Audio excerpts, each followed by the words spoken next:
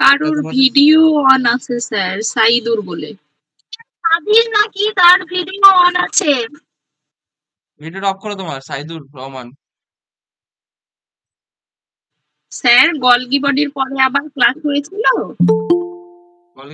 হ্যাঁ, এটা 4 নম্বর ক্লাস হয়ে গেছে, ভিডিও দেখবে আপলোড করা আছে। এটা 5 নম্বর ক্লাস, মানে 5 নম্বর ক্লাস বলতে শেষ হয়ে গেছে অলমোস্ট, একটু বাকি আছে।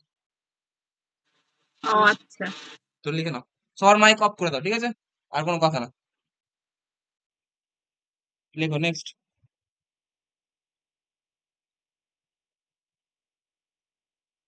তাহলে আমাদের ইন্ট্রাসেন্ট্রিওলার গঠনের মধ্যে দেখেছিলাম যে ওটা কার্ট হুইল বা গরুর গাড়ির চাকার মতো দেখতে, দেখেছিলাম আগের দিন। আর কি দেখেছিলাম, কি দেখে লিখে নাও সবাই, যেটুকু বাকি ছিল। তো এর কাজ লিখে নাও সবাই, সেন্ট্রিওলার কাজ। তাহলে অলরেডি সেন্ট্রিওলার কাজ আমরা কোষ বিভাজন চ্যাপ্টারে পড়েছি। সেন্ট্রিওলার কাজ হচ্ছে কোষ বিভাজনে সাহায্য করা। তো কাজ লিখো সবার ফার্স্টে। মাইক অফ করে দাও, মাইক অন করে রাখো। তাহলে সেন্ট্রিওলার কাজ হচ্ছে, লিখে নাও সবাই। ফার্স্ট 1 নম্বর, কোষ বিভাজনকালে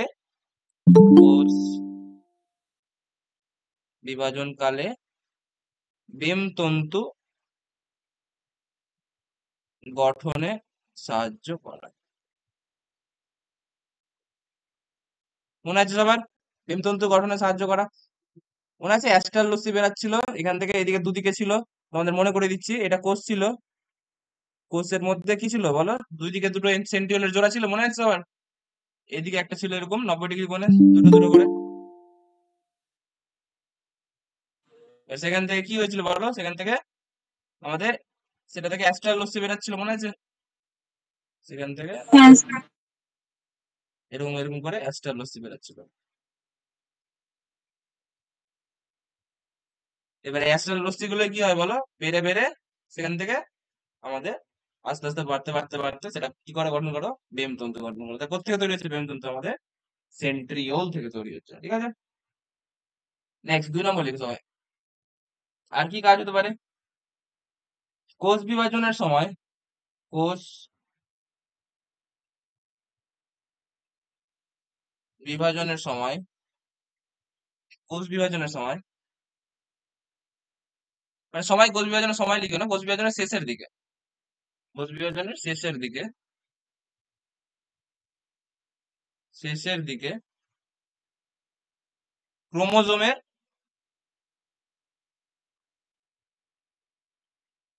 প্রান্তীয় গমনে সাহায্য করো। এবার এটার মানে কি বলো? টেলোফেজ কথা মনে আছে সবার? প্রান্তীয় গমনে সাহায্য হ্যাঁ করে। তো টেলোফেজ হতে কি হচ্ছিল বলো? আমাদের কোষের মধ্যে ক্রোমোজোম গুলো একদম মেরুর দিকে যাচ্ছিল। তো মেরুর দিকে কে নিয়ে যাচ্ছিল বলো? ক্রোমোজোমের মধ্যে এরকম ছিল, এরকম ছিল ক্রোমোজোম। এটার সঙ্গে কে নিয়ে যাচ্ছিল এটাকে টেনে এভাবে? ভীমতন্তু, তাই না? ভীমতন্তু নিয়ে যাচ্ছিল। তো সেই ভীমতন্তুটা কে গঠন করছে? আমাদের সেন্ট্রিওল গঠন করছে। তাহলে এটাও সেন্ট্রিওল কাজ করছে, তাই না? তাহলে কোষ বিভাজনের সময় শেষের দিকে ক্রোমোজোমের প্রান্তীয় গমনে সাহায্য করে, এটা হচ্ছে আমাদের সেন্ট্রিওলের কাজ। হয়ে গেল। নেক্সট লিখো, 3 নম্বর লিখো। সিলিয়া ও ফ্ল্যাজেলা সৃষ্টি করে আমাদের সেন্ট্রিওল। পরীক্ষার জন্য স্টার্ট ইম্পর্টেন্ট। সিলিয়া ফ্ল্যাজেলা করতে তৈরি হয়, লিখে নাও।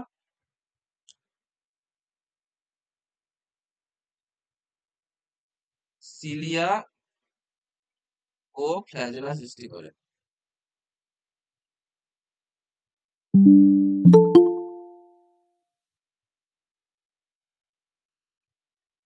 ঠিক আছে, মনে থাকবে সবার? তাহলে সিলিয়া আর ফ্ল্যাজেলা সৃষ্টি করেছে আমাদের সেন্ট্রিওল। 4 নম্বর লিখো। শুক্রাণুর পুচ্ছ গঠন করে। শুক্রাণুর পুচ্ছ গঠন করে মানে লেজ। শুক্রাণুর পুচ্ছ গঠন করে। তাহলে তুমি যে নামান তো।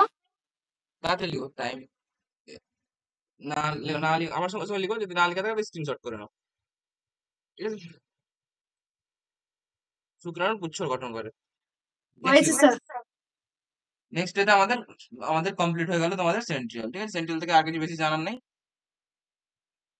নেক্সট কোষ চ্যাপ্টারের লাস্ট, লিখে নাও মাইক্রোটিবিউল। তাহলে এই মাইক্রোটিবিউলটা কোথায় থাকে বলো? মাইক্রোটিবিউলটা থাকে হচ্ছে আমাদের কার দিয়ে? আমাদের উদ্ভিদ কোষে থাকে। আর একটা মাইক্রোটিবিউল থাকে যেটা সেন্ট্রিওলের মধ্যেও থাকে, ঠিক আছে? মাইক্রোটিবিউল। তাহলে এটা মাইক্রোটিবিউলটা প্রথমে লিখো, কোন প্রোটিন দ্বারা গঠিত? মাইক্রোটিবিউল, মাইক্রোটিবিউল কোন প্রোটিন দ্বারা গঠিত? টিবিউলিন প্রোটিন দ্বারা। টিভি হ্যাঁ, তো নামে আছে টিবিউল, তো সেটা টিবিউলিন প্রোটিন দ্বারা গঠিত। তো লিখে নাও সবাই, টিবিউলিন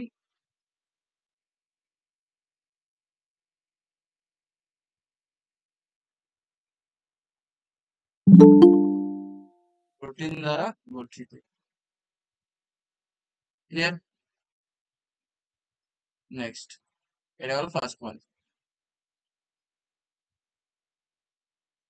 আর কি হয়?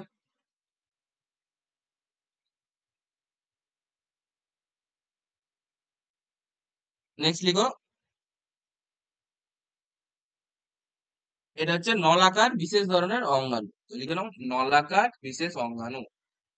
নলাকার বিশেষ অঙ্গাণু,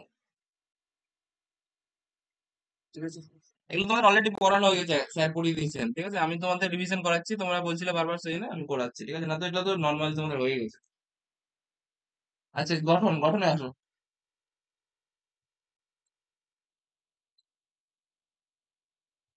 তাহলে বলো গঠন কিরকম হয়? অলরেডি বলে দিয়েছি, এটা গঠন নলাকার, তাই না? তাহলে সেরকম হবে নলাকার।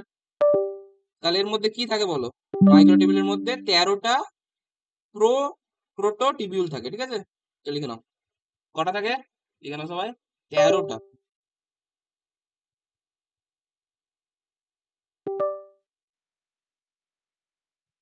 তো লিখে নাও, নলের প্রাচীরে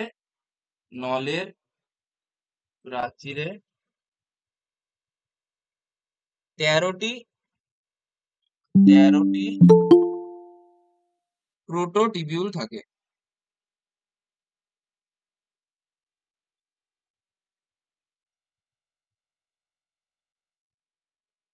মনে থাকবে সবার?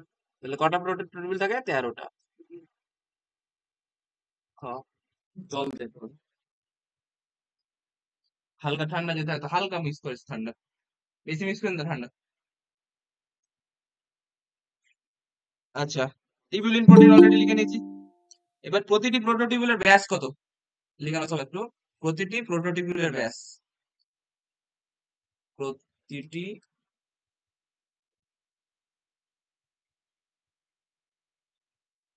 প্রোটোটিবিউলের ব্যাস, প্রোটোটিবিউলের ব্যাস কত হয়?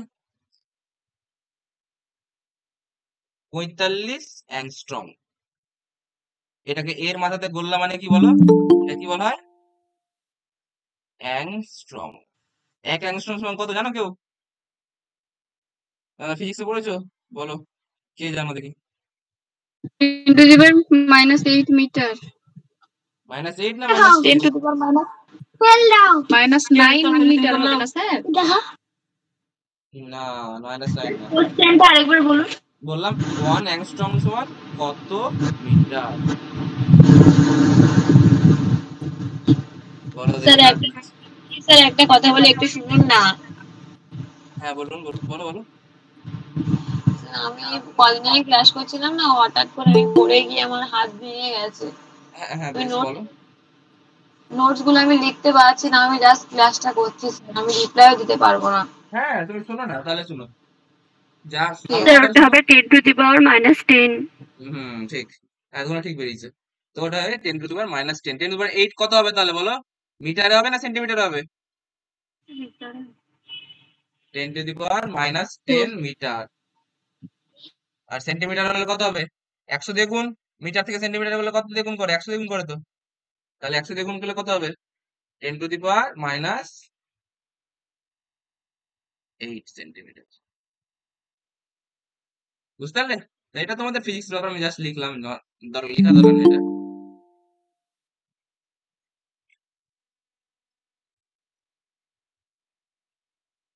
হলো লিখা সবার? নেক্সট লিখো সবাই।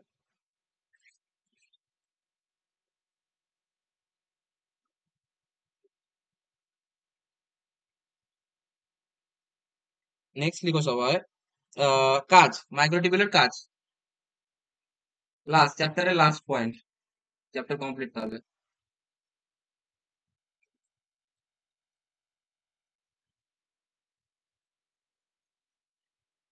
তো লিখো নেক্সট, এরা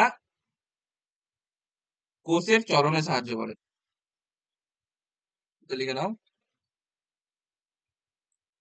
কোষের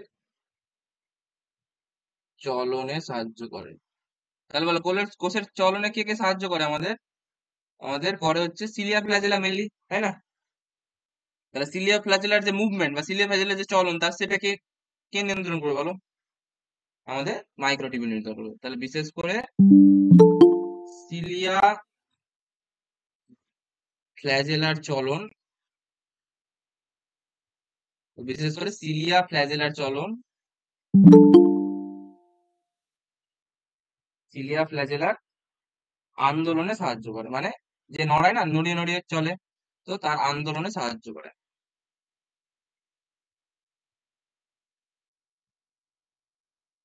লিখে নাও সবাই। আর আর দুটো পয়েন্ট লিখিয়ে চ্যাপ্টার শেষ। এবার বলো, যেরকম সেন্ট্রিওলের কাজ ছিল কোষ বিভাজনে সাহায্য করা, বেমতন্তু গঠন করা, মেরুর দিকে অগ্রসর করানো, এগুলো সেন্ট্রিওলের কাজ ছিল। আমরা বলতে পারি মাইক্রোটিবিউলের কাজ ওটা, বলো।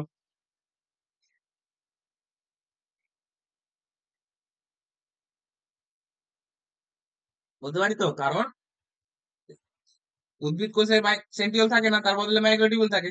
তাহলে যা যা কাজ সেন্ট্রিওল হবে, মাইক্রোটিবিউল তাই কাজ হবে, তাই না? লিখে নাও সবাই। এগুলো আমি অলরেডি বলে দিয়েছি যে উদ্ভিদ কোষে কি থাকে, আমাদের সেন্ট্রিওল থাকে না, থাকে কি মাইক্রোটিবিউল থাকে। লিখে নাও সবাই, কোষ বিভাজনের সময়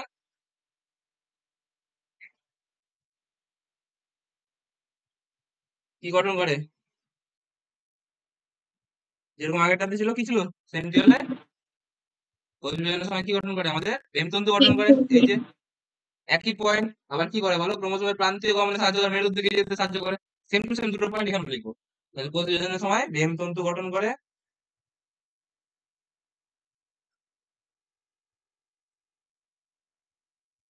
এবং ক্রোমোজোম গুলির বিপরীত মেরুর দিকে অগ্রসর হতে সাহায্য করে। ক্রোমোজোম গুলির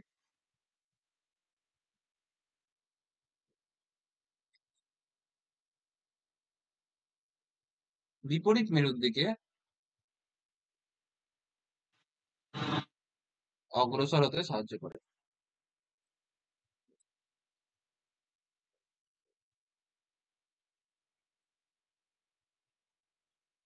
হয়েছে? নেক্সট লাস্ট পয়েন্ট চ্যাপ্টারের লিখলাম। বলো, আমাদের যে শুক্রাণু তৈরির প্রক্রিয়া, শুক্রাণু তৈরির প্রক্রিয়া কি বলা হয় বলো? জানো কেউ শুক্রাণু তৈরির প্রক্রিয়াকে? পুরুষ দিয়ে যে শুক্রাণু উৎপাদন হয় সেটাকে স্পারমাটোজেনেসিস, তাই না? স্পারমাটোজেনেসিস, ঠিক আছে? তাহলে বল স্পারমিওজেনেসিসটা কি? স্পারমিওজেনেসিস কি? ওটা গেল স্পারমাটোজেনেসিস। তাহলে স্পারমিওজেনেসিসটা কি কেউ জানো বলো দেখি, কারণ এটা তো অনেকের কনফিউশন হয়।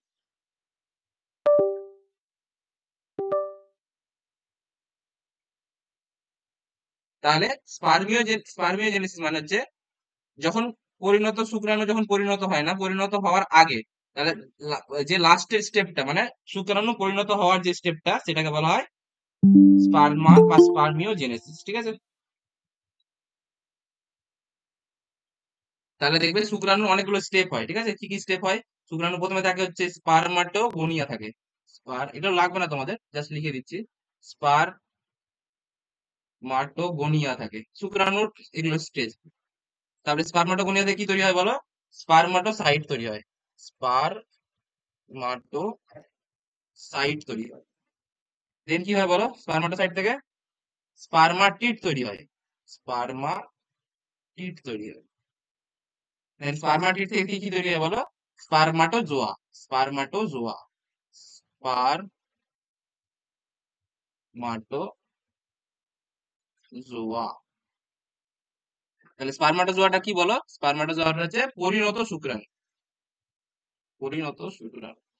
তাহলে এই যে টোটাল যে আমাদের স্পারমাটোগোনিয়া এখান থেকে স্টার্ট হয়ে এই যে স্পারমাটোজোয়া, এই টোটালটা যে পরিণত শুক্রাণু হওয়া উৎপন্ন হওয়ার যে প্রক্রিয়া, তাহলে গোটাটাকে আমরা কি বলবো বলো? গোটা প্রসেসটাকে স্পারমাটোজেনেসিস কি বলবো? স্পারমাটোজেনেসিস। আর যে আমাদের লাস্ট স্টেপটা দেখতে পাচ্ছ, লাস্ট স্টেপ কি আছে? স্পারমাটিড থেকে স্পারমাটোজোয়া, মনে আছে? দেখতে পাচ্ছ সবাই? স্পারমাটিড থেকে স্পারমাটোজোয়া। তাহলে এই যে লাস্ট যে ধাপটা, এটাকে বলা হয় স্পারমিওজেনেসিস। তাহলে বুঝতে পারলে পার্থক্য? এটা হচ্ছে স্পারমিওজেনেসিস।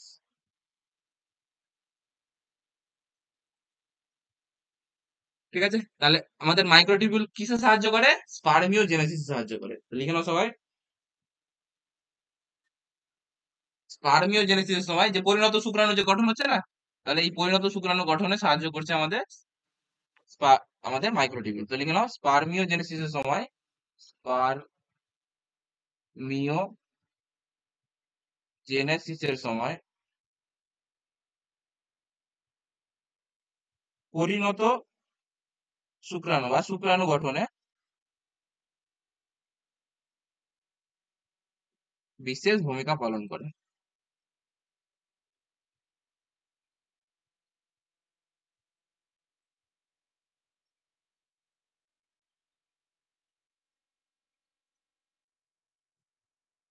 বলো, চ্যাপ্টার কমপ্লিট তোমাদের। অলরেডি তোমাদের পড়াচ্ছিলাম, জাস্ট রিভিশনের মতো করে পড়িয়ে দিলাম তোমাদেরকে চ্যাপ্টারটা। তাও ভালো করে পড়েছি, তোমাকে এমন না যে একদিনে শেষ করে দিচ্ছি, সবকিছু ডিটেলসে পড়ালাম। ঠিক আছে, ঠিক আছে বলো। তাহলে নতুন চ্যাপ্টার স্টার্ট করবো।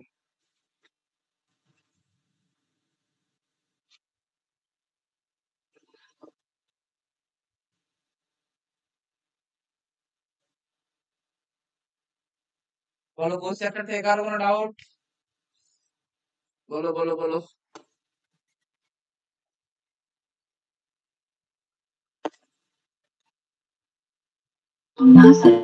না, বেশ ঠিক আছে, তাহলে মাইক অফ করে দাও।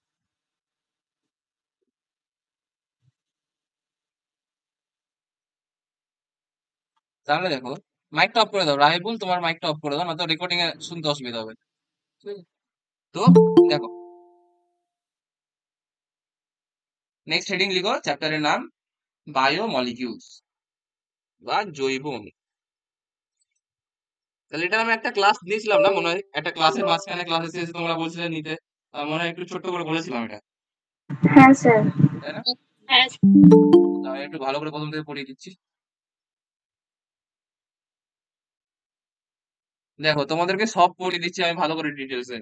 তোমরা যদি ক্লাস পেন্ডিং রেখে দাও, তাহলে কিন্তু তোমাদের সিলেকশন না হলে কিন্তু সেটা তোমাদের দোষ, তাই না? বলো, আমার কথাটা কি বুঝতে পারছো তোমার? আমি তোমাদের ক্লাস স্যার করিয়ে দিচ্ছি। বুঝতে পারছি। তাহলে আমি তোমাদের ক্লাস করিয়ে দিচ্ছি, তোমাদের তোমাদের নিজের দায়িত্ব নিয়ে ক্লাসগুলো করে নেওয়া উচিত। বেশিরভাগ ক্লাস লাইভ ক্লাসে দেখে নাও, যদি লাইভ ক্লাস যদি অসুবিধা হয় তাহলে এরপরে এই কটিকে ক্লাসগুলো দেখে নাও। এবার ক্লাসগুলো যদি ফেলে রাখো না, আস্তে আস্তে বড় হয়ে যাবে, যে একটা ক্লাস ফেলে রাখতে গিয়ে দুটো হবে, দুটো করতে গিয়ে এক সপ্তাহের ক্লাস ফেলে থাকবে। তো যেখানে আমি সেখানে যখন ছুটি দিই তখন তো বলে দিই তোমাদেরকে যে ক্লাসগুলো করে নিতে। এবার ক্লাসগুলো না করলে পরীক্ষা দিতে অনীহা তৈরি হবে, বুঝতে পারলে তো? যেমন পরীক্ষার যেরকম আমি কালকে স্যারকে মক টেস্ট পাঠিয়ে দিয়েছি, তোমাদের মক টেস্ট যে হবে, যাদের পড়ে নিয়েছে অলরেডি তাদের পরীক্ষা দিতে মজা লাগবে, দেখবে পড়া থেকে কোশ্চেন আসছে সব। ঠিক আছে, একটা বাইরের কোশ্চেন দিব না আমি, আমার পড়ানোর কোশ্চেন থেকে দিয়েছি সব কোশ্চেন। তো শুধু তোমাকে যদি পড়ে নাও ভালো করে, তাহলে সবকিছু ইজিলি সলভ হয়ে যাবে। আর তুমি যত বেশি মক টেস্ট দিবা, তত বেশি তোমার এএনএম জিএনএম ভালো নম্বর আসবে। যে কোনো পরীক্ষা, শুধু এনএম জিএনএম বলে না, যে কোনো পরীক্ষাতেই মক টেস্ট যে যত বেশি দিবে, যে যত বেশি কোশ্চেন সলভ করবে, তার তত বেশি নম্বর আসবে। ঠিক আছে? ভুল হবে, মানুষের ভুল হতেই পারে। পরীক্ষাতে আমি 50-এর জায়গাতে 30 পেলাম, 20 পেলাম, 10 পেলাম, পাক না, কি অসুবিধা? আমি তো এখানে নর্মাল পাচ্ছি, আমি তো মেন পরীক্ষাতে পাচ্ছি না। তো এইখানে যত কম পাও, বিনা লজ্জাতে স্যারকে জিজ্ঞেস করে নেবে, স্যারকে ডাউট জিজ্ঞেস করে নেবে, স্যারকে এই সবকিছু জিজ্ঞেস করে নেবে যে আমি এটা বুঝতে পারিনি। কোনো কিছু যাতে আমাদের পরীক্ষা হলে না হয়, মেন কথা। এখানে যদি লজ্জা করে থেকে যাও, তাহলে পরীক্ষা হলে ভুল হবে। তাহলে কোনটা কোনটা বেশি ভালো, যে এখানে ভুল করাটা ভালো না পরীক্ষা হলে ভুল করা ভালো? অবশ্যই এখানে ভুল করাটা ভালো। তাহলে এই ব্যাপারগুলো যাতে সবার মাথায় থাকে। আমি এগুলো বলছি না, বলি না নর্মালি, তোমরা তোমরা বড় হয়েছো, ছোট মানুষ না, নিজে নিজে বুঝার ব্যাপার এগুলো। তো আমাকে এগুলো কথা যাতে বারবার রিপিট করতে না হয়, যে ক্লাস বাকি থেকে গেছে বা ক্লাসের নোটস আমার লেখা হয়নি। আমি সেই জন্য তো সব দিনের ক্লাস তোমাদের আস্তে আস্তে করাই, এমন তো না যে তোমাদের একদিনেই চ্যাপ্টার শেষ করে দিই। আমি টাইম নিয়ে নিয়ে পড়াই চ্যাপ্টার। সম্বন্ধতন্ত্র 5 দিনে পড়িয়েছি, স্নায়ুতন্ত্র 5 দিনে পড়েছি, 5টা ক্লাসে পড়িয়েছি।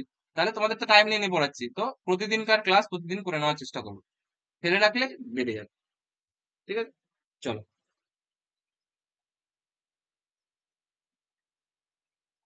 নেক্সট লিখো জৈব অণু, হেডিং দাও, জৈব অণু, বা এটাকে কি বলে ইংরেজিতে? Bio molecules, bio.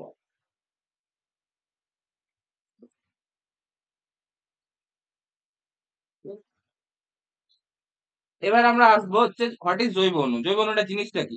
তাহলে আমাদের বডিতে বিভিন্ন জিনিস দিয়ে তৈরি, তাই না?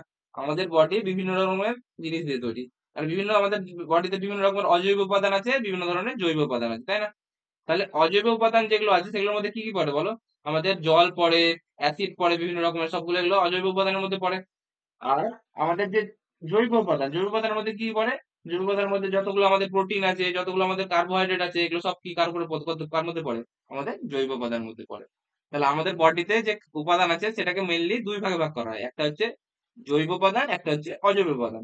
তাহলে আমাদের বডিতে ভাগ করা হয় মানে কি বলো? আমাদের বডির যে সজীব অংশ সেটা কি বলা হয়? আমি অলরেডি আগের চ্যাপ্টারে বলেছি, আমাদের বডির যে আমাদের সব সজীব অংশ এটাকে কি বলা হয়? এটা কি বলে? প্রোটোপ্লাজম বলে, বলো। প্রোটোপ্লাজম। হ্যাঁ, তাহলে আমাদের বডিতে যা সজীব অংশ সেটাকে বলা হয় প্রোটোপ্লাজম। তোমাদের আরেকবার মনে করে দিচ্ছি আমি, প্রোটোপ্লাজম বলতে আমাদের বোঝায় সজীব অংশ। উস, বেশি মোটা হয়ে গেল।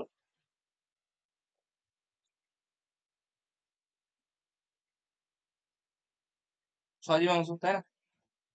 নেক্সট, এই যে সজীব অংশ, তাহলে এই সজীব অংশটা নিশ্চয়ই কিছু কিছু জিনিস দিয়ে তৈরি। তাহলে প্রোটোপ্লাজমটা আমাদের মেনলি দুই ধরনের জিনিস দিয়ে তৈরি, যেটা বললাম আমি। তাহলে প্রোটোপ্লাজমের মধ্যে একটা কি হয় বলো আমাদের? অজৈব উপাদান, মানে অজৈব উপাদান, আর একটা হচ্ছে জৈব উপাদান, তাই না? বুঝতে পেরেছো সবাই? তাহলে আমাদের প্রোটোপ্লাজমটা একটা অজৈব জিনিস দিয়ে তৈরি, একটা হচ্ছে জৈব জিনিস দিয়ে তৈরি। তাহলে আমাদের বডিতে যেগুলো সজীব অংশ আছে, হয় সেটা অজৈব হবে, না হয় সেটা জৈব হবে। এবার আমরা পড়বো অজৈবের মধ্যে কি কি পড়ে আর জৈবের মধ্যে কি কি পড়ে, ব্যাস তাহলে হয়ে গেল। লিখে নাও এটা, আমি একটু স্যার কিছু বলছি ক্লাসটা কতক্ষণে হয়েছে? আধ ঘন্টা হয়েছে। যা এই চ্যাপ্টারটা নতুন চ্যাপ্টার এখান থেকে শুরু হলো, আগের চ্যাপ্টারে যেটা বাকি ছিল সেটা আমি করাচ্ছিলাম এতক্ষণ। এই নতুন চ্যাপ্টার যেটা দেখতে পাচ্ছ এখান থেকে শুরু হয়েছে। ঠিক আছে তাহলে স্যার। ব্যাস, এবার লিখে নাও একটু।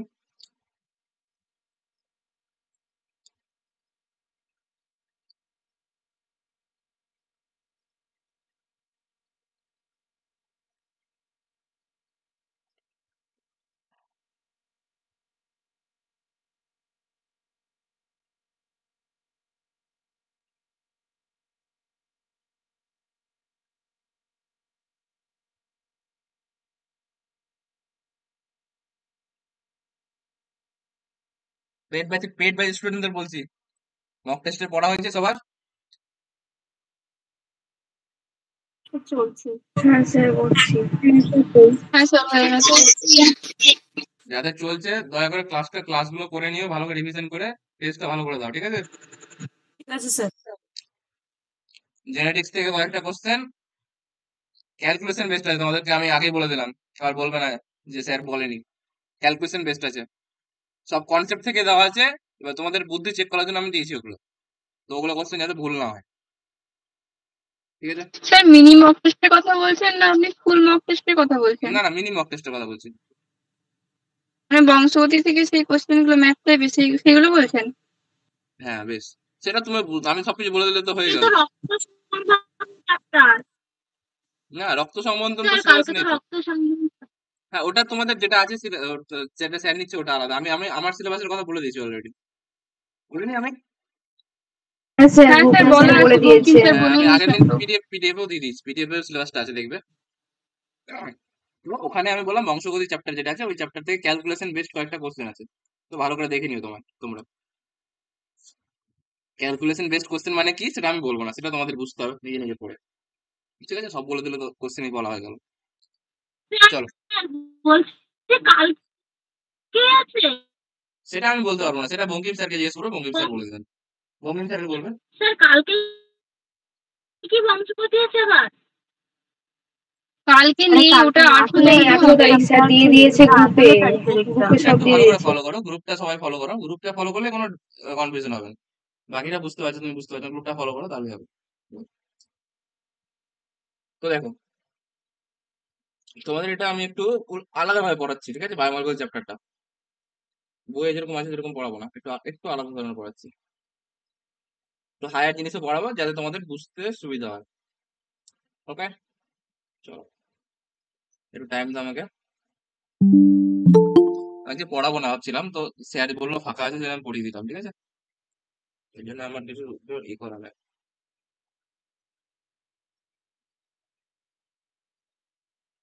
হুম, স্যার আজকে যে ক্লাস হবে আপনি আগে থেকে বলেননি?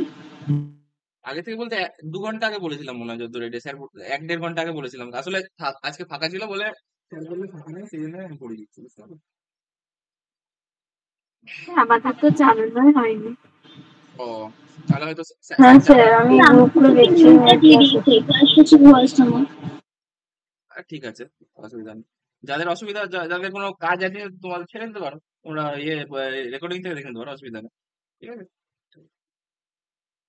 চলো তোমাদের এগুলো পড়িয়ে দিচ্ছি, এগুলো আমি নিয়ে নিচ্ছি এক্সট্রা ক্লাস, কারণ হচ্ছে তোমাদের এগুলো পড়ানো আছে না, ঠিক আছে? আমার তো বেশি করতে হবে না, অলরেডি তো তোমার পড়া আছে এগুলো, এবার আমার সেই জন্য আমি নিয়ে নিচ্ছি। আর আমার এখন পরীক্ষা যেহেতু হলো, আমার জানো তো পরীক্ষার জন্য ক্লাস বন্ধ ছিল আমার। কোনো সমস্যা না, আপনি ক্লাস হ্যাঁ করান, আমাদের ঠিক আছে, যখন ক্লাস করতে বলবেন তখন করুন। ঠিক আছে। না অনেকের সমস্যা হতে পারে, তো অন্য ক্লাসও থাকে, অন্য জায়গাতেও পড়ে, তো সেই জন্য বলছি। হ্যাঁ স্যার, মানে জানা নেই তো, এবার অফ থাকে, অন্য হ্যাঁ হ্যাঁ, পড়াশোনা বুঝতে পেরেছি, করছিলাম, এবার বুঝতে পারিনি। বুঝতে পেরেছি, বুঝতে পেরেছি। চলো তো লিখো সবাই, তো অজৈব উপাদানের মধ্যে সবাই লিখো একটু, অজৈব উপাদানের মধ্যে সবাই। তাহলে এগুলোকে বলা হয় আমাদের কোষের মধ্যে যে বিভিন্ন রকমের উপাদান থাকে, সেগুলো হচ্ছে প্রোটোপ্লাজমের অন্তর্গত অংশ। তো তার মধ্যে আমরা অজৈব উপাদান প্রথমে লিখবো। তো লিখো অজৈব উপাদান কি কি আছে।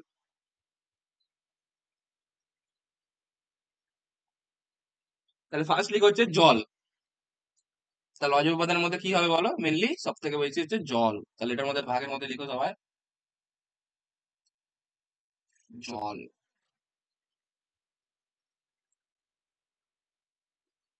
তাহলে বলো ম্যাক্সিমাম কি থাকবে বলো? আমাদের বডিতে ম্যাক্সিমাম কি?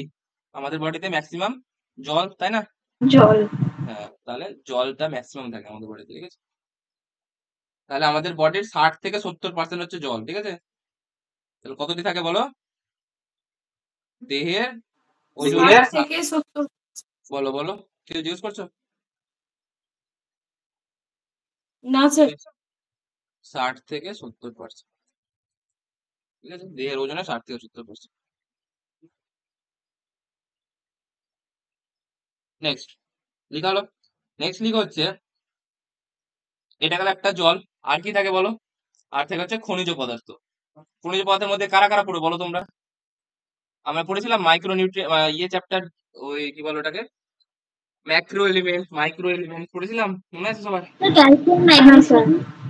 হ্যাঁ, তো হ্যাঁ যতগুলো স্যার তোমাদের, পড়ি। হ্যাঁ তো যতগুলো হ্যাঁ আমাদের, স্যার। যতগুলো কেমিক্যাল জিনিসপত্র আছে, মানে আমাদের তোমার জিনিসপত্রগুলো, যতগুলো আমাদের মৌল আছে, সবগুলো কার মধ্যে পড়বে? আমাদের খনিজ পদার্থের মধ্যে পড়বে, তাই না? তাহলে লিখে নাও সবাই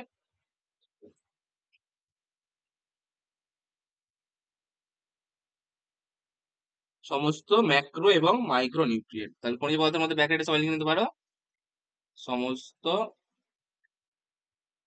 ম্যাক্রো ও মাইক্রো নিউট্রিয়েন্ট। তো কি জিনিস এগুলো আমি অলরেডি 500 বার বলে দিয়েছি, আমি আর টাইম নষ্ট করছি। Micro nutrient. স্যার জলের নিচে ওটা কি লিখেছেন বুঝতে পারছি না। দেহের ওজনের 60 থেকে 70%। দেহের ওজনের 60 থেকে 70%, ঠিক আছে? নেক্সট লিখো। আচ্ছা, খনিজ পদার্থ গেল। আর কি কি আছে আমাদের বডিতে? খনিজ পদার্থের মধ্যে এগুলো যেগুলো বিভিন্ন খনিজ পদার্থ, সেগুলোর কাজ আমি অলরেডি জানি, তার আমরা পড়িয়ে দিচ্ছি, আমি আর লিখাচ্ছি না। আর কি হবে বলো? অ্যাসিড, ক্ষার এগুলো হবে না? তাহলে স্যার হবে। অ্যাসিড, হ্যাঁ তো লিখে নাও অ্যাসিড, ক্ষার। তাহলে হয়ে যাবে অ্যাসিড, ক্ষার, লবণ। তাহলে হয়ে যাবে অ্যাসিড,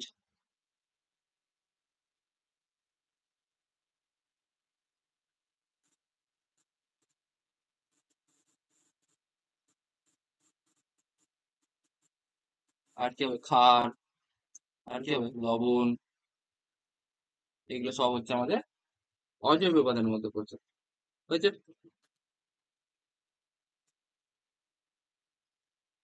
এবার আসছি আমরা জৈব উপাদানে। জৈব উপাদানের মধ্যে কি কি পড়বে বলো সবাই? মেনলি যেগুলো আমরা চ্যাপ্টারে পড়বো সেগুলোই তো জৈব উপাদানের মধ্যে পড়বে, তাই না? তাহলে শর্করা, amino acid, fatty acid, fat, nucleotide, এগুলো সব কার মধ্যে পড়বে আমাদের? আমাদের জৈব পড়বে হচ্ছে উপাদান। জৈব উপাদানের মধ্যে। তো লিখে নাও সবাই, শর্করা, protein, fat, nucleic acid, mainly organic যেগুলো জিনিসপত্র সেগুলো সব পড়বে হচ্ছে জৈব উপাদানের মধ্যে। জৈব মানে অর্গানিক, তাই না? তাহলে লিখো এগুলো হচ্ছে আমাদের জৈব উপাদানের মধ্যে পড়বে। নিউক্লিক অ্যাসিড, আরো অনেক কিছু আছে, আমি এগুলো লিখাচ্ছি জাস্ট।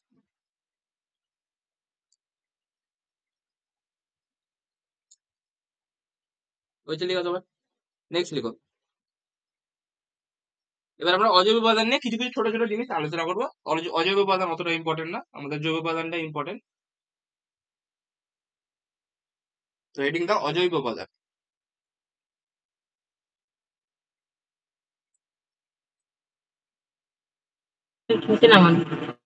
তাদের স্ক্রিনশট করে নেওয়া তো। শর্করা, প্রোটিন, ফ্যাট, নিউক্লিক অ্যাসিড, ব্যাস মুখস্থ করে নাও। নেক্সট লিখো অজৈব উপাদান। অজৈব উপাদান, ঠিক আছে। তাহলে অজৈব উপাদানের মধ্যে জল তো আমি অলরেডি লিখে নিয়েছি, তো জলটা লিখে নাও যদি আরো পয়েন্ট লিখতে চাও, কিছু কিছু পয়েন্ট। তাহলে লিখে নাও সবাই জল, হেডিং নাও জল, ঠিক আছে। তাহলে কতটা কতটা আমাদের বডির ওজনে বলেছিলাম বলো? 60 থেকে 70%, বা কোনো কোনো জায়গাতে 60 থেকে 80% লিখে দেবো, ঠিক আছে। 60 থেকে 70%, বা 60 থেকে 80%, দুটোই থাকতে পারে, যেখানে যেটা থাকবে সেটা অ্যান্সার দিয়ে দেবে। কোনো বই 60 থেকে 70 লেখা থাকে, কোনো বই 60 থেকে 80 লেখা থাকে, ঠিক আছে। নেক্সট, এর কাজ কি? জলের কাজ কি আমাদের? আমাদের প্রোটোপ্লাজম, যে আমাদের যে তরল আছে, সেই তরল ভাবটাকে বজায় রাখতে কার দরকার? আমাদের জল দরকার তো, তাই না? তাহলে লিখে নাও এর কাজ হচ্ছে প্রোটোপ্লাজমের সজীবতা বজায় রাখা। যে আমাদের প্রোটোপ্লাজমটা যে আমরা সজীব বস্তু বলছি, সেটা কার জন্য বলছি? যদি জল না থাকতো, শুকনো যদি জিনিস থাকতো না, সেটা সজীব থাকতো?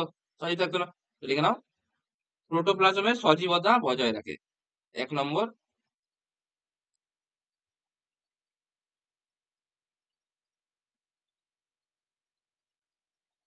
সজীবতা বজায়,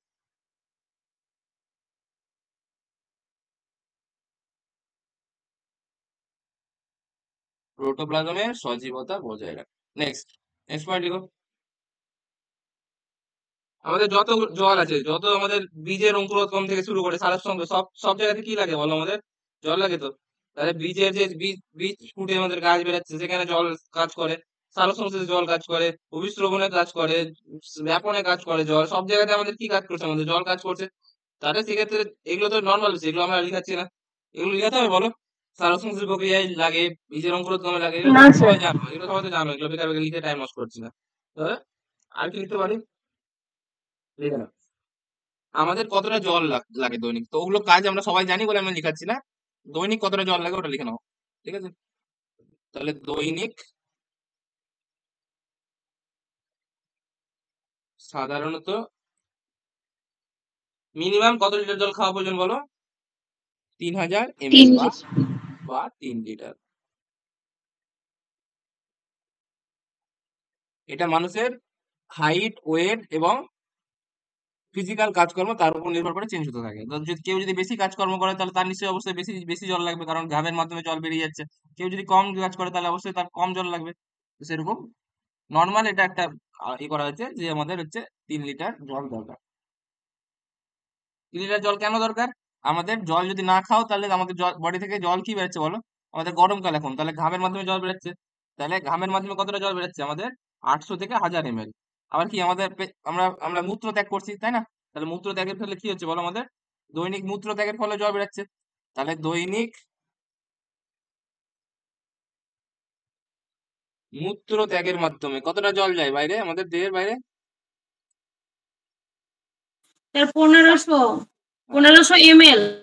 তো সঙ্গে 1500 ml জল বর্জিত হয়, 1500 ml জল নির্গত হয়। আর কি হয় বলো? মূত্র ত্যাগের সঙ্গে হলো, আর কি হয় বলো? ঘামের সঙ্গে 800 থেকে 1000 ml। 800 থেকে 1000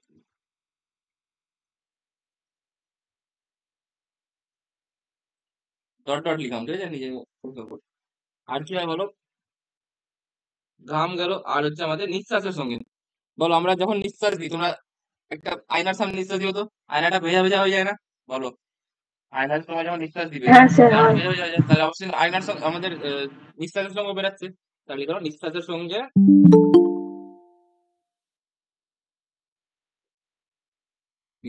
সঙ্গে কতটা বেরায় আমাদের? 300 300 ml ml, স্যার। ঠিক আছে, মোটামুটি 300 ml। স্যার 2 নম্বর পয়েন্ট একটু বলুন। ঘামের সঙ্গে 800 থেকে 1000 ml জল নির্গত হয়। না হলো? স্যার, তার আগেরটা লাল কালি দিয়ে লিখে দৈনিক মূত্র ত্যাগের সঙ্গে 1500 ml জল মানে মূত্রের মাধ্যমে 1500 ml জল বেরোয়, ঠিক আছে? আমার কথাগুলো শোনো, তাহলে বুঝতে পারবে ভালো, আর জিজ্ঞেস করতে হবে না। নেক্সট লিখো। তাহলে আর কি হবে বলো? আমাদের মলের সঙ্গেও জল বেরোয়, তাই না? যদি মলের সঙ্গে যদি জল না বেরোতো, তাহলে মল তো একদম শক্ত হয়ে যেত। তাহলে আমাদের পেটের যে আমাদের পাকস্থলী আছে, পাকস্থলীর পরে যে আমাদের ক্ষুদ্রান্ত বৃহদান্ত্রের মধ্যে যে মলটা আসছে আমাদের মলদ্বারে, শক্ত যদি থাকতো কি হতো? আটকে যেত। আর তার মধ্যে নিশ্চয়ই কিছু পরিমাণ জল আছে, সেখানে চলে আসছে। এবার জলের পরিমাণ যদি কম হয়, তাহলে সেটাকে আমরা কি বলবো বলো? কোষ্ঠকাঠিন্য বলবো, তাই না? 200 ml জল নির্গত হয়। So, এগুলো হচ্ছে বিভিন্ন রকমের মান, পরীক্ষার জন্য ইম্পর্টেন্ট, একটু মনে রাখতে সবাই।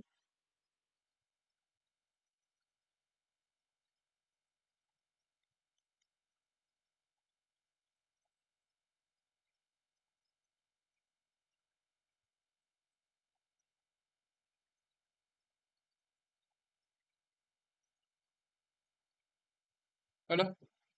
নেক্সট লিখো খনিজ পদার্থ। নেক্সট পয়েন্ট কি ছিল? খনিজ পদার্থ, তাই না?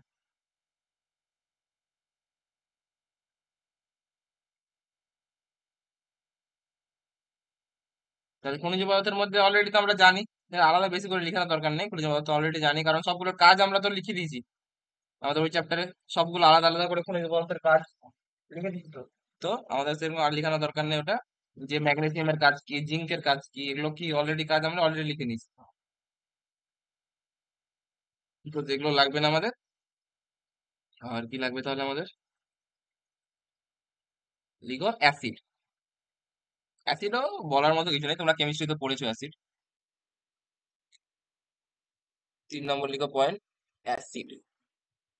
অ্যাসিড কি? কেমিস্ট্রি দেখি, কেমিস্ট্রি কাদের মনে আছে? অ্যাসিড কি বলা? অ্যাসিড কাদের বলবো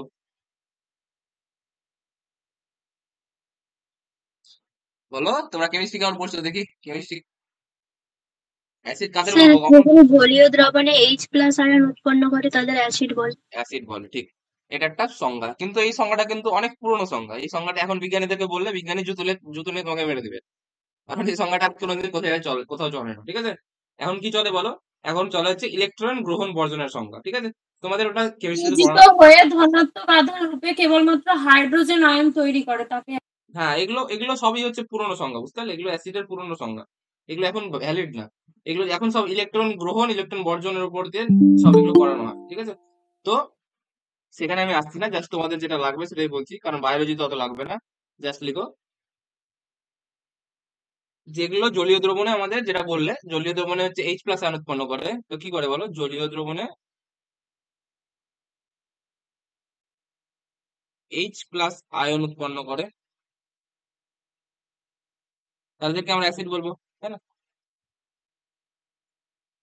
আরো আমাদের ডিটেলস আছে, যেগুলো সেগুলো কেমিস্ট্রিতে পড়বে তোমরা, আমি বলছি না বেশি কিছু। অ্যাসিড কি করে বলো? অ্যাসিডের পিএইচ কত হবে? <7 হবে তো? Less than.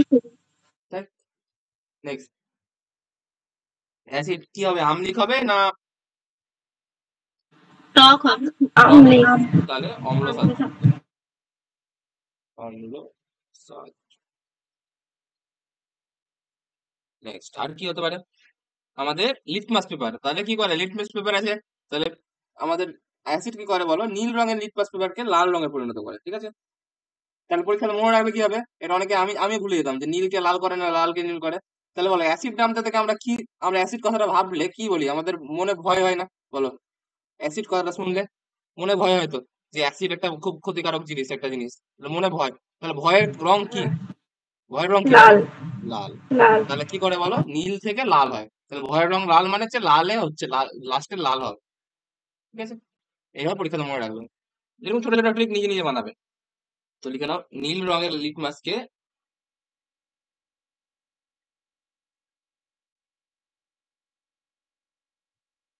নীল রঙের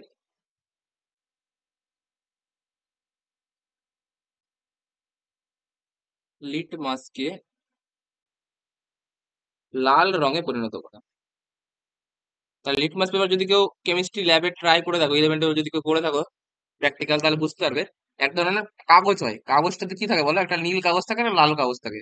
তো যদি একটা নীল কাগজ যেটা আছে সেটাকে নীল লিটমাস কাগজ তুমি যদি একটা অ্যাসিড দ্রবণে ডুবিয়ে রাখো, তাহলে নীল রঙের রংটা ওটা লাল হয়ে যাবে, ঠিক আছে?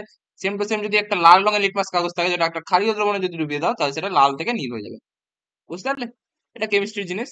তো নীল রঙের লিটমাসকে লাল রঙে পরিণত করে। কে করে? অ্যাসিড করে, ঠিক আছে? অ্যাসিড দ্রবণে ডুবালে এরকম হবে। আর কি হয় বলো? অ্যাসিড ক্ষারের সময় ইলেকট্রন বিক্রিয়া করে। গ্রহণ করে। হ্যাঁ, ইলেকট্রন গ্রহণ করে, ভেরি গুড, যেটা আমি বলছিলাম। তাহলে সেটা আমি আসছি পরে। ওটা তোমাদের এখানে কেমিস্ট্রিতে দরকার, বায়োলজিতে দরকার নেই বলে আমি বলছি না ওটা। আর আর কি হবে বলো? অ্যাসিড ক্ষারের সময় বিক্রিয়া করে কি করবে বলো? লবণ ও জল উৎপন্ন করে। লবণের জল উৎপন্ন লবণ ও করে। জল উৎপন্ন করে। তাহলে ক্ষারের সাথে বিক্রিয়া করে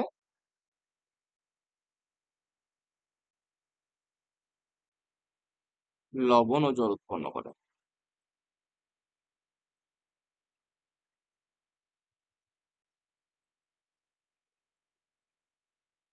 ঠিক আছে? আচ্ছা, লবণ আর জল উৎপন্ন করলো, ক্ষারের সাথে বিক্রিয়া করলে, সবই বুঝতে পারলাম। হ্যাঁ, এবার অ্যাসিডের উদাহরণ কি? অ্যাসিড অ্যাসিড আমাদের বিভিন্ন রকমের হতে পারে। একটা হচ্ছে আমাদের কি কি খনিজ অ্যাসিড, অ্যাসিড? মানে হ্যাঁ বলো। একটা হয় কেমিস্ট্রির উদাহরণ কি? আমাদের হচ্ছে আমাদের তীব্র অ্যাসিড আর মৃদু অ্যাসিড। কেমিস্ট্রিতে এটা পড়েছো তোমরা, তাই না? হ্যাঁ অ্যাসিড স্যার। দুই ধরনের, হ্যাঁ একটা স্যার। তীব্র অ্যাসিড, একটা মৃদু অ্যাসিড। তীব্র অ্যাসিডের উদাহরণ HCl H2SO4 HCl H2SO, HMO3 very good. Hydrochloric acid. Hydrochloric acid, nitric acid, sulphuric acid, এগুলো হচ্ছে আমাদের তীব্র অ্যাসিডের উদাহরণ। আর মৃদু অ্যাসিডের উদাহরণ কি? Acetic acid, malic acid Matic acid acid, এগুলো হচ্ছে আমাদের মৃদু অ্যাসিডের উদাহরণ। তো সেটা কেমিস্ট্রির ব্যাপার, আমি কেমিস্ট্রির উদাহরণ এসে আসছি না। বায়োলজির ক্লাসিফিকেশন যদি দেখতে চাও, তো বায়োলজি ক্লাসিফিকেশন করা অ্যাসিডের উৎপত্তির হিসাবে, ঠিক আছে? দেখো, অ্যাসিডের উৎসের উপর নির্ভর করে, অ্যাসিডের উৎসের উপর নির্ভর করে, মানে অ্যাসিডটা কোথা থেকে আসছে। তাহলে অ্যাসিডের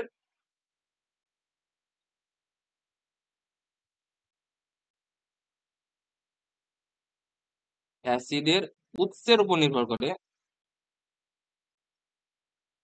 উৎসের উপর নির্ভর করে অ্যাসিডকে দুভাগে ভাগ করা হয়, ঠিক আছে? অ্যাসিডকে দুভাগে, দাঁড়াচ্ছে,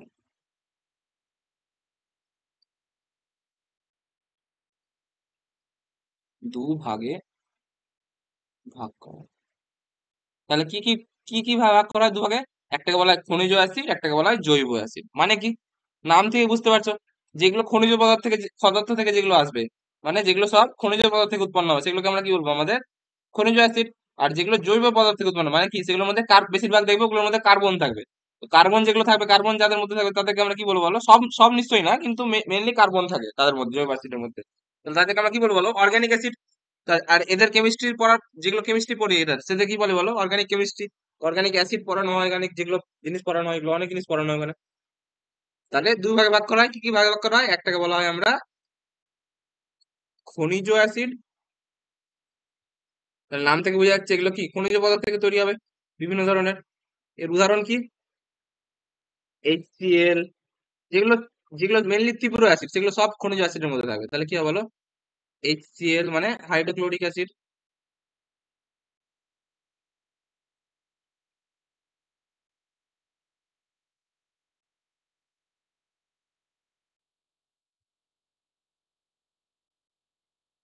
এবার তোমাদের একটা জেনারেল নলেজের কোশ্চেন করবো, দেখি এই কোশ্চেনটা যে পারবে তাকে আমি বলবো যে খুব ভালো পড়াশোনা করেছো। আগে লিখে নাও এটা। H2SO উপর কি কি বলা হয় বলো আমাদের? Sulphuric acid. Sulphuric acid. কেমিক্যালের রাজা কাকে বলে? রসায়নের রাজা? Sulphuric acid. Sulphuric acid. তো এগুলো সব কেমিস্ট্রির ব্যাপার, কিন্তু আমাকে বলি না, আমি বলছি আমি বলছি আমার আমার আমার খুব ফেভারিট সাবজেক্ট হচ্ছে কেমিস্ট্রি, ঠিক আছে? 11-12 আমার সব থেকে ফেভারিট সাবজেক্ট ছিল কেমিস্ট্রি। তো আমার কেমিস্ট্রি খুব ভালো লাগে, সেই জন্য তোমাদেরকে বলে দিচ্ছি এক্সট্রা জিনিসপত্র। আর H2SO পরে পড়লে লিখে নাও সবাই নাইট্রিক অ্যাসিড, HNO3। এগুলো সব হচ্ছে আমাদের কার মধ্যে পড়ে? আমাদের খনিজ অ্যাসিডের মধ্যে পড়ে, কারণ এগুলো সব খনিজ পদার্থ থেকে তৈরি হচ্ছে। খনিজ পদার্থ মানে কি দেখতে পাচ্ছ সব এগুলো? খনিজ পদার্থ বলতে এখানে খনিজ পদার্থটা কাকে বোঝানো হয়েছে? এগুলোর মধ্যে ক্লোরিন, এটা হচ্ছে সালফার, এটা হচ্ছে নাইট্রোজেন, এগুলো সব হচ্ছে বোঝানো হচ্ছে। টোটালটাই খনিজ পদার্থ, যদিও এখানে খনিজ পদার্থ বলতে এখানে এগুলো বোঝানো হচ্ছে। আচ্ছা আচ্ছা, আমি যেটা কোশ্চেন বললাম যে তোমাদের কোশ্চেন করবো, দেখি কি জেনারেল নলেজ। এটা মানে কি HCl মানে? এটার মানে কি? Hydrochloric acid. হাইড্রোক্লোরিক এবার কোথাও বইয়ে H দেখেছো? Plus Cl minus. হ্যাঁ, Cl মাইনাস। এবার কোথাও বইয়ে দেখেছো এটাকে হাইড্রোজেন ক্লোরাইড বলে? লিখা কোথাও? না স্যার দেখিনি তো। না, দেখো নি, এটা কিন্তু হাইড্রোজেন ক্লোরাইডও বলে অনেক জায়গাতে। তোমরাই বলো, যদি NaCl কে স্যার যদি, বলা যাবে স্যার? হ্যাঁ যদি তোমরাই বলো NaCl কে আমরা কি বলি? NaCl কে sodium chloride. Sodium sodium chloride, chloride. কারণ তার আগে সোডিয়াম আছে, তারপরে Cl আয়ন আছে, তাহলে সোডিয়াম ক্লোরাইড। যেরকম HCl কে আমরা বলতে পারি তো হাইড্রোজেন ক্লোরাইড, যেরকম সোডিয়ামকে সোডিয়াম ক্লোরাইড বলছি, সেটা হাইড্রোজেন ক্লোরাইড। তাহলে তোমরা বলো দুটো নাম চলে আসছে তো, তাহলে একটাকে বলছি হাইড্রোক্লোরিক অ্যাসিড, একটাকে বলছি হাইড্রোজেন ক্লোরাইড। তাহলে বলো দুটো নাম আসছে, তাহলে দুটো নামের মধ্যে কোনটা নাম কখন ইউজ করা হয় বলো? এটা জানো কেউ? তুমি জানবেন না অবশ্যই, আমি বলে দিচ্ছি। তো একটা নাম হচ্ছে কি HCl মানে হাইড্রোক্লোরিক অ্যাসিড, এটা তোমাদের পড়ার মধ্যে না, আমি তোমাদের ইন্টারেস্টিং বলে বলে দিচ্ছি। হাইড্রোক্লোরিক অ্যাসিড, এবার বলো অ্যাসিড মেনলি কি হয়? গ্যাসীয় হয় না তরল হয় অ্যাসিড কথাটা? অ্যাসিড জিনিসটা কিরকম হয়? তরল, তরল হয়, তরল হয়। তো যখন HCl টা তরল অবস্থায় থাকবে তখন সেটা কি বলবো বলো? হাইড্রোক্লোরিক অ্যাসিড বলবো না হাইড্রোজেন ক্লোরাইড বলবো? হাইড্রোক্লোরিক অ্যাসিড হাইড্রোক্লোরিক বলবো। অ্যাসিড। তাহলে যখন তরল অবস্থায় থাকবে, আর দেখবে HCl বাষ্প হয়, ঠিক আছে? HCl বাষ্প হয়। তাহলে যখন HCl গ্যাসীয় অবস্থায় থাকবে, বাষ্প থাকবে, তখন সেটা কি বলবো? হাইড্রোজেন ক্লোরাইড বলবো না হাইড্রোক্লোরিক অ্যাসিড বলবো? তখন সেটা বলবো হাইড্রোজেন ক্লোরাইড। Hydrogen chloride. এটা একটা খুব ইন্টারেস্টিং জিনিস, আমি অনেক পরে জেনেছিলাম, তোমাদের বয়সে আমিও জানতাম না। তো আমি জেনেছিলাম বলে তোমাদের বলে দিচ্ছি তোমাদেরকে, ঠিক আছে? এগুলো লিখতে হবে না, আমি জাস্ট বলে দিলাম তোমাদের ইন্টারেস্টিং বলে, সবকিছু তো আর লিখতে হবে না। বাষ্প আকারে থাকলে স্যার হাইড্রোজেন ক্লোরাইড বলবো? হ্যাঁ, গ্যাসীয় ফর্মে যদি থাকে, বাষ্প আকার গ্যাসীয় আকারে যদি থাকে তাহলে সেটাকে হাইড্রোজেন ক্লোরাইড বলে, ঠিক আছে? Next, চলো এটা বাদ দাও, সিলেবাসে আসবে এবার। নেক্সট লিখো খনিজ অ্যাসিড হলো, আর কি হচ্ছে বলো? আর একটা জৈব অ্যাসিড। অ্যাসিড। তাহলে জৈব অ্যাসিডের মধ্যে কি কি হবে? যেগুলো বেশিরভাগ মৃদু অ্যাসিড গুলো সব হচ্ছে জৈব অ্যাসিডের মধ্যে পড়ে। উদাহরণ কি? কার্বলিক অ্যাসিড ম্যালিক, হবে। Malic acid, carbolic acid. যত কিছু আছে সবকিছু। না, কার্বলিক অ্যাসিড, কার্বলিক অ্যাসিড কিন্তু অ্যাসিড না। কার্বলিক অ্যাসিড কে বললো? কার্বলিক অ্যাসিড কি অ্যাসিড? হবে না তো। কার্বলিক অ্যাসিড দেখি কার কার কার কে জানো দেখি? আমিও কেমিস্ট্রি কোশ্চেন করেই যাচ্ছি, তোমাদের কি লাগবে? কার্বলিক অ্যাসিড কে কি বলা হয়? কার্বলিক অ্যাসিড নামটা তো আমরা বলি কার্বলিক অ্যাসিড, তাহলে কার্বলিক অ্যাসিড জিনিসটা কি আসলে জানো কেউ? স্যার সাপ তাড়ানোর ওটা স্যার কাজে মৃদু ব্যবহৃত। অ্যাসিড। না, আসলে অ্যাসিড, কিন্তু ওরা অ্যাসিড বলি কিন্তু ওটা অ্যাসিড না। দেখবে এরপরে বাড়ি গিয়ে সার্চ করবে যে কার্বলিক অ্যাসিড কি অ্যাসিড? হ্যাঁ স্যার, ক্লোরোফর্মের কাজ করে স্যার। না না না, কাজ তো সাপ তাড়ানোর কাজ করে, ওটা তো অবভিয়াসলি, আমি ওটা ওটা বলছি না। আমি বললাম যে কার্বলিক অ্যাসিডটা নামে অ্যাসিড, কিন্তু কার্বলিক অ্যাসিডটা অ্যাসিড না। কার্বলিক অ্যাসিডটা কি বলা হয় বলো? তোমরা কেমিস্ট্রিতে একটা জিনিস পড়েছো, ফেনল। ঠিক আছে।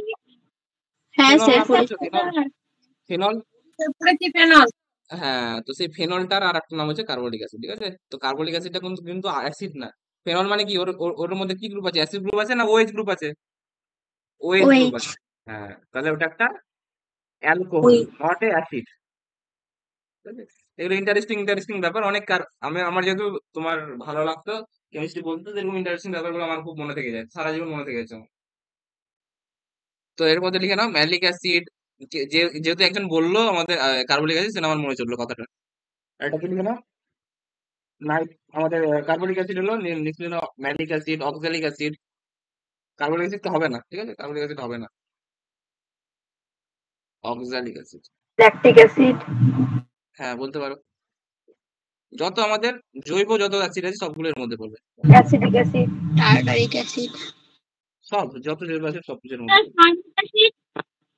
হ্যাঁ যে কোনো জৈব acid, formic acid, tartaric acid, যত জৈব অ্যাসিড আছে সবের মধ্যে পড়বে।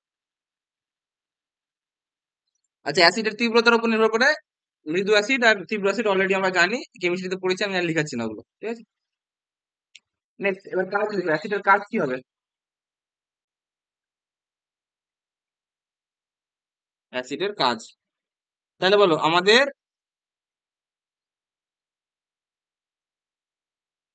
দেহে যদি ক্ষারের মাত্রা বেড়ে যায় তাহলে সেটাকে প্রশমিত কে করবে? অ্যাসিড, ঠিক আছে, সেম টু সেম ক্ষারের কাজে বলবো যে ক্ষারের মাত্রা যদি বেড়ে যায় তাহলে সেটাকে প্রশমিত করবে হচ্ছে অ্যাসিড, সেরকম অ্যাসিডের কাজে বলবো অ্যাসিডের মানে অ্যাসিডের মাত্রা বেড়ে গেলে সেটাকে প্রশমিত করবে ক্ষার। তো সেরকম এটা বিভিন্ন রকমের কাজ। তাহলে আমাদের পাকস্থলীতে কি থাকে বলো, মনে আছে সবার? HCl, HCl, hydrochloric acid. তাহলে পাকস্থলীতে থাকে হচ্ছে HCl, হাইড্রোক্লোরিক অ্যাসিড। তাহলে হাইড্রোক্লোরিক অ্যাসিড যে থাকে, সেই হাইড্রোক্লোরিক অ্যাসিডটা কি করে বলো, আমাদের পাচনে সাহায্য করে। হ্যাঁ স্যার, হ্যাঁ স্যার। পাচনে সাহায্য করে, তাহলে এটা একটা কাজ হয়ে গেল। আর কি হয় বলো, আমাদের পিএইচ ভারসাম্য রক্ষা করে, এটা একটা কাজ হয়ে গেল। মানে যদি ক্ষারের মাত্রা বেড়ে যায় তাহলে অ্যাসিড নিজের মাত্রা বাড়িয়ে সেটাকে ব্যালেন্স করে দেবে, বুঝে গেল? আর কি কাজ হতে পারে, বিভিন্ন রকমের আরো বিভিন্ন রকমের কাজ হতে পারে, সেগুলো ইম্পর্টেন্ট না, আমি লিখাচ্ছি না। HCl থাকে স্যার, হাইড্রোক্লোরিক। আমার কথা পুরোপুরি কেটে গেল, ঠিক আছে? শুনতে পেলাম না কিছু।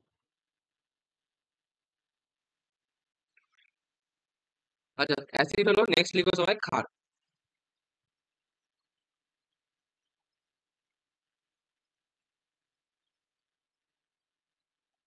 ঠিক হচ্ছে ক্ষার, ঠিক আছে, মাইক অফ করে দাও সবাই,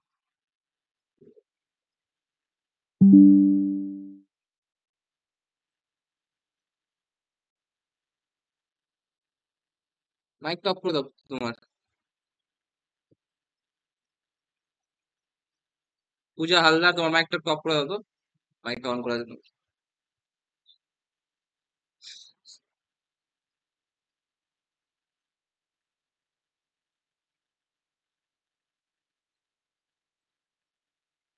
স্ক্রিন দেখতে পাচ্ছ সবাই এখন? হ্যাঁ স্যার, লিখো ক্ষার, হ্যাঁ স্যার। লিখো ক্ষার। তাহলে যা যা পয়েন্ট লিখেছি অ্যাসিডের সেম টু সেম তা কি হবে বলো, উল্টো পয়েন্ট হয়ে যাবে। তাহলে ক্ষারের ক্ষেত্রে লিখলাম সবাই, ক্ষারের ক্ষেত্রে কি লিখবো তাহলে? জলীয় দ্রবণে কি উৎপন্ন করবে? OH OH minus. জলীয় দ্রবণে OH মাইনাস বা OH মাইনাস কে বাংলাতে কি বলে?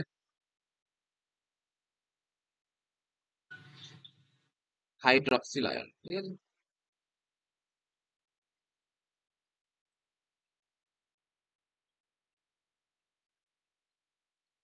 চলো, এর পিএইচ কত হবে?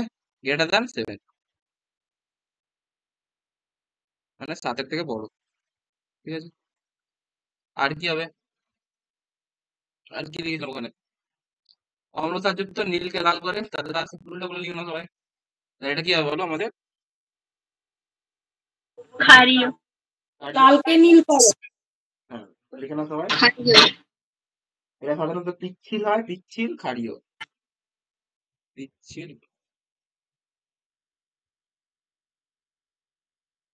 ক্ষারীয়। লিটমাসের পয়েন্টটা লিখে নাও যে লাল লিটমাসকে নীল করে। ফিল করে, একই জিনিস, জাস্ট তুমি একটা মনে থাকবে আর একটা মনে থাকবে নিজে নিজে। আর কি লেখা যেতে পারে? আমাদের মেইনলি দুই ধরনের আমাদের ইয়ে হয়, সেম টু সেম এটাও কি, ওটা অ্যাসিডটা ছিল ক্ষারের সঙ্গে বিক্রিয়া করে জল আর লবণ আর জল উৎপন্ন করে, সেরকম ক্ষারটা অ্যাসিডের সঙ্গে বিক্রিয়া করে লবণ জল উৎপন্ন করে, একই জিনিস, এগুলো লিখাচ্ছি না, একই পয়েন্ট বারবার। আর কি হয়, ক্ষার সেরকম দুই ধরনের হতে পারে, যেরকম অ্যাসিড দুই ধরনের ছিল, অ্যাসিড মৃদু অ্যাসিড আর হচ্ছে আমাদের তীব্র অ্যাসিড, সেরকম ক্ষারও দুই ধরনের হয়, একটাকে বলা হয় মৃদু ক্ষার, একটাকে বলা হয় তীব্র ক্ষার। তাহলে লিখে নাও সবাই তীব্র ক্ষার মানে কি যেগুলো স্ট্রং। তো তার মধ্যে কি কি পড়ে? মেনলি যেগুলো আমাদের সোডিয়াম হাইড্রোক্সাইড, পটাশিয়াম হাইড্রোক্সাইড, যেগুলো ক্ষার ধাতুর হাইড্রোক্সাইড। ক্ষার ধাতু মানে জানো তো সবাই? ক্ষার ধাতু কাকে বলা হয়? ক্ষার ধাতু বলা হয় গ্রুপ ওয়ান এর এলিমেন্টকে। কাকে বলা হয়? পর্যায় সারণীতে গ্রুপ ওয়ান আছে তো, পর্যায় সারণীতে গ্রুপ ওয়ান বলে আছে। যেরকম হাইড্রোজেনের যে সারিটা আছে, হাইড্রোজেন, তার নিচে কি সোডিয়াম, পটাশিয়াম, এরকম করে যেটা নিচে নিচে আছে সেগুলো হচ্ছে, এটা হচ্ছে বলা group one. Rubidium, caesium, francium, তাহলে এটা হচ্ছে আমাদের গ্রুপ ওয়ান শ্রেণী। তো এই এদের যে হাইড্রোক্সাইড গুলো, ঠিক আছে, এদের যে hydroxide, sodium hydroxide, potassium hydroxide, এগুলো হচ্ছে আমাদের তীব্র ক্ষারের মধ্যে পড়ে। বুঝতে পারলে? এগুলো কেমিস্ট্রির ব্যাপার, আমি বলছি না এখানে, জাস্ট তোমার উদাহরণটা লিখে নাও। আর মৃদু ক্ষার কারা?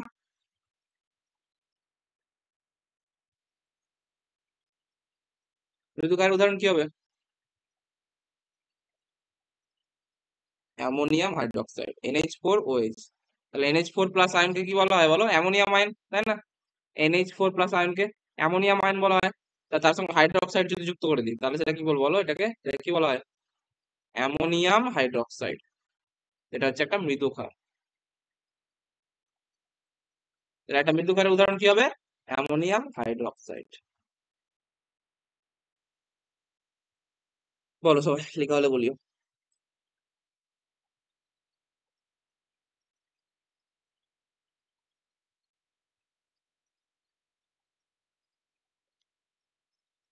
হয়েছে লেখা? হ্যাঁ স্যার। নেক্সট এর কাজ লিখো সবাই।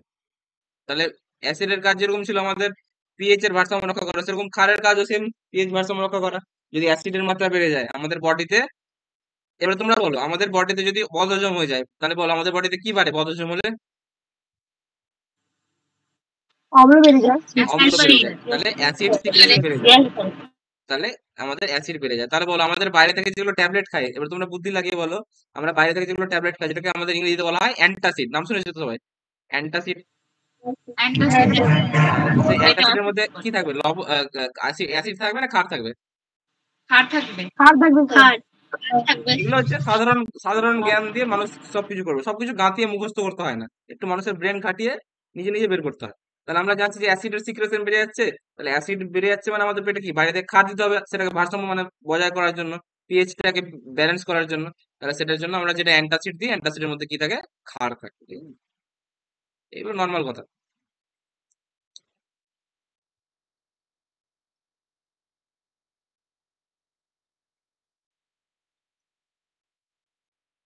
নেক্সট লিখে নাও সবাই। উম, তাহলে ওটা লিখতে পারো একটা, যে অ্যান্টাসিড এর মধ্যে ক্ষার ব্যবহৃত হয়।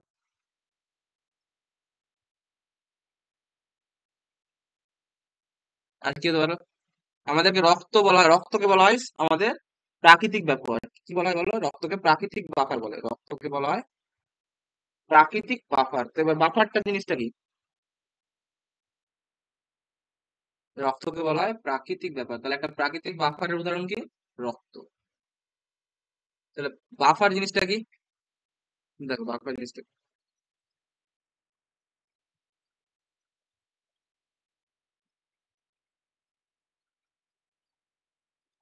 দেখো প্রাকৃতিক বাফার জিনিসটা কি?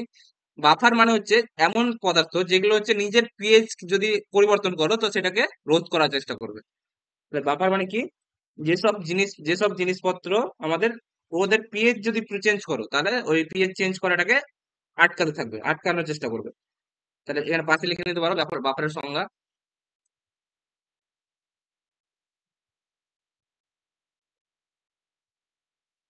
এখানে সবাই বাফারের সংজ্ঞাটা একটু লিখে নাও।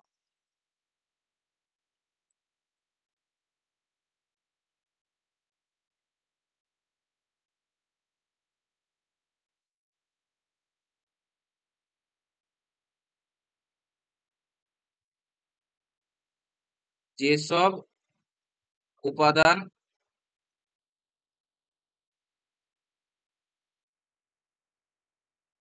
পিএইচ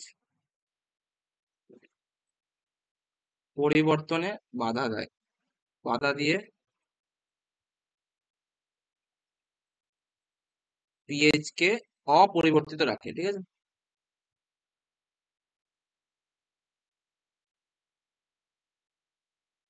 তাদেরকে কি বলবো আমরা বলো, তাদেরকে বলবো বাফার। সেরকমই বাফারের একটা প্রাকৃতিক ব্যাপার যেটা আমাদের বডিতে এমনি পাওয়া যায়, সেটা হচ্ছে রক্ত। তো রক্তের মধ্যে পিএইচ যদি চেঞ্জ করো, তো পিএইচ চেঞ্জে বাধা দেয় রক্ত। মনে থাকবে সবার, এটা কোশ্চেন আসতে পারে। যে রক্ত যে প্রাকৃতিক স্যার বাফার, বাধা দেয় তারপরে বলো কি বলছো? বাধা দেয় মানে হচ্ছে, বাধা দেয় মানে হচ্ছে তুমি যদি পিএইচটা ধরো, পিএইচ ধরো যদি 3 থাকে, তাহলে পিএইচটা 3 থেকে যদি তুমি 4 করতে যাও, তাহলে ওই নিজের মধ্যে চেঞ্জ করে করে, মানে নিজের মধ্যে জিনিস চেঞ্জ করে ওই নিজেকে 4 4 হওয়া থেকে, যেহেতু তুমি 4 করেও দাও, তাহলে নিজেকে আবার 3 করে দিবে, বুঝতে পারলে? এটাকে বলে বাধা দেওয়া। তাহলে পিএইচ পরিবর্তনে বাধা দিয়ে বাধা পিএইচ দিয়ে কে, বাধা দিয়ে পিএইচ কে অপরিবর্তিত রাখে। বলো কি বলছো? পিএইচ পরিবর্তনে বাধা দিয়ে পিএইচ কে অপরিবর্তিত রাখে, বুঝতে পেরেছি। বুঝছো?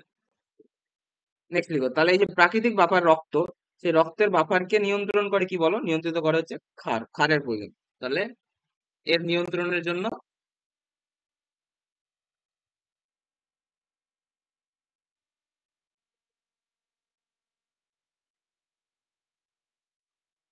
ক্ষারের প্রয়োজন, ক্ষারের,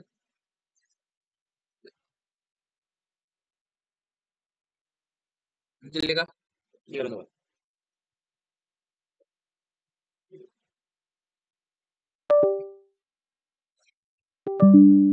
তাহলে এগুলো সব কেমিস্ট্রির ব্যাপার, বায়োলজির এগুলো ব্যাপার না, যেগুলো পড়ানো তোমাদের এখন অব্দি। এরপরে যেটা ঢুকবো সেটা হচ্ছে বায়োলজির ব্যাপার, মানে আমাদের যেটা মেন চ্যাপ্টার এখানকার। তাহলে এটা, এগুলো কার মধ্যে পড়ছিল বলো? অজৈব উপাদানের মধ্যে ছিল তো, মনে আছে? তাহলে এগুলো ছিল সব হচ্ছে অজৈব উপাদান। এর মধ্যে আমরা হ্যাঁ এবার ঢুকবো হচ্ছে আমরা জৈব উপাদান, মানে যেটা চ্যাপ্টারটা মেনলি যার উপরে। খুব ভালো করে শুনবে, তোমাদের ডিটেলসে পড়িয়ে দেবো। আমি জানি এই জিনিসটা অনেকে বুঝতে পারে না, আমি সেই জন্য ভালো করে ডিটেলস তোমাদের পড়িয়ে দিচ্ছি।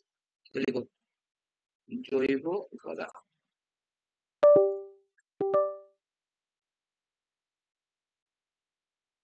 স্যার কিসের জন্য ক্ষারের প্রয়োজন বললেন, ওটা বুঝতে পারছি না। এই যে প্রাকৃতিক বাফার যে আমাদের, এটা সেই বাফারটাকে নিয়ন্ত্রণের জন্য, প্রাকৃতিক যে বাফার রক্ত, সে রক্তের যে পিএইচ, যে প্রাকৃতিক বাফার যে নিজেকে চেঞ্জ করতে বাধা দিচ্ছে, সেই নিয়ন্ত্রণের জন্য আমাদের ক্ষারের প্রয়োজন, ঠিক আছে। ঠিক আছে। নেক্সট লিখো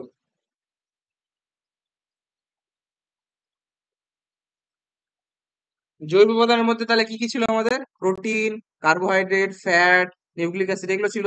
তাহলে সবাই ফার্স্টে কি হবে বলো, আমাদের কার্বোহাইড্রেট, ঠিক আছে। তো জৈব উপাদান, তো জৈব উপাদানকে আমরা এরকম করে সেজন্য মেনলি আমরা দুভাগে ভাগ করি। তারপরে ভাগ করার পরে আমরা ওটার মধ্যে ইয়ে করি। তো কিভাবে ভাগ করে দুটোকে দেখে নাও।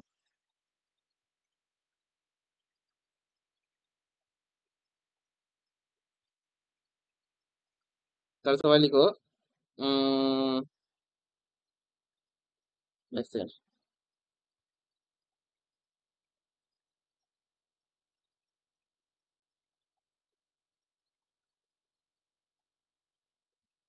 হ্যাঁ।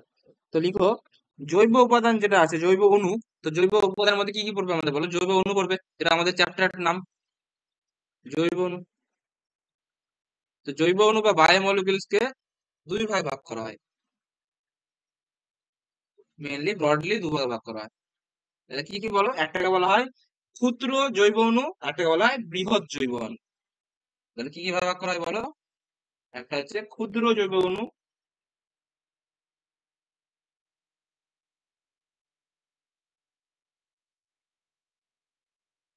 একটা হচ্ছে বৃহৎ জৈব অণু।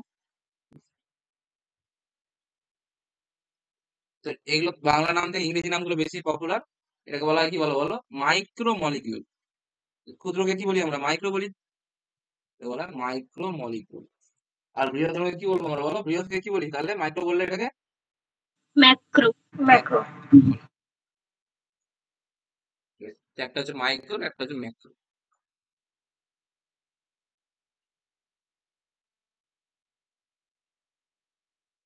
বুঝলি লিখো। তাহলে বলো এর এর ভাগ যে করলাম, এটা ভাগটা কিসের উপর নির্ভর করে করলাম? যে মাইক্রো আর বৃহৎ। তাহলে অবশ্যই তাদের কি আণবিক ওজনের উপর ভাগ ভিত্তি করে করলাম, যে যার আণবিক ওজন কম তাকে কার মধ্যে দিব, ক্ষুদ্রের মধ্যে দিব না বৃহতের মধ্যে? তাহলে তাকে দিব বৃহৎ ক্ষুদ্রের মধ্যে, তাই না? ক্ষুদ্রের মধ্যে। তাহলে সেরকম, তাহলে যাদের যাদের আণবিক ওজন অনেক কম তাদেরকে আমরা দিয়ে হচ্ছে ক্ষুদ্রের মধ্যে। তার মধ্যে কে কে পড়ে? ক্ষুদ্র অণুর মধ্যে লিখে নেওয়া হয় সরল শর্করা, মানে ছোট ছোট শর্করা যেগুলো আছে, বেশি জটিল নয়, ঠিক আছে? তাহলে সরল শর্করা পড়বে আমাদের ক্ষুদ্র অণুর মধ্যে। আর কে কে পড়বে? অ্যামাইনো অ্যাসিড, নট প্রোটিন, ঠিক আছে? Amino acid. তাহলে অ্যামাইনো অ্যাসিড কি প্রোটিনের একক? তাহলে সেটা নিশ্চয়ই ছোট হবে না বড় হবে? অ্যামাইনো অ্যাসিডটা ছোট হবে। ছোট। তাহলে প্রোটিন না, কিন্তু প্রোটিনের একক। তাহলে প্রোটিনের এককটা কার মধ্যে পড়বে? আমাদের ক্ষুদ্র অণুর মধ্যে পড়বে। সেরকমই আমাদের কি বলো, লিপিডের একক, লিপিডের একক কি? ফ্যাটি অ্যাসিড ও গ্লিসারল, তাই না? লিপিডের একক কি? ফ্যাটি অ্যাসিড ও গ্লিসারল। তাহলে ফ্যাটি অ্যাসিডটা কার মধ্যে পড়বে? ক্ষুদ্র ছোট ক্ষুদ্র অণুর অণুর মধ্যে। মধ্যে। ক্ষুদ্র অণুর মধ্যে পড়বে। সেরকম নিউক্লিক অ্যাসিড, নিউক্লিক অ্যাসিডের উপর আমাদের একক কি? নিউক্লিওটাইড, তাই না? তাহলে নিউক্লিওটাইড বা নিউক্লিওসাইড এগুলো পড়বে সব হচ্ছে আমাদের ক্ষুদ্র অণুর মধ্যে। তাহলে নিউক্লিওটাইড, নিউক্লিওসাইড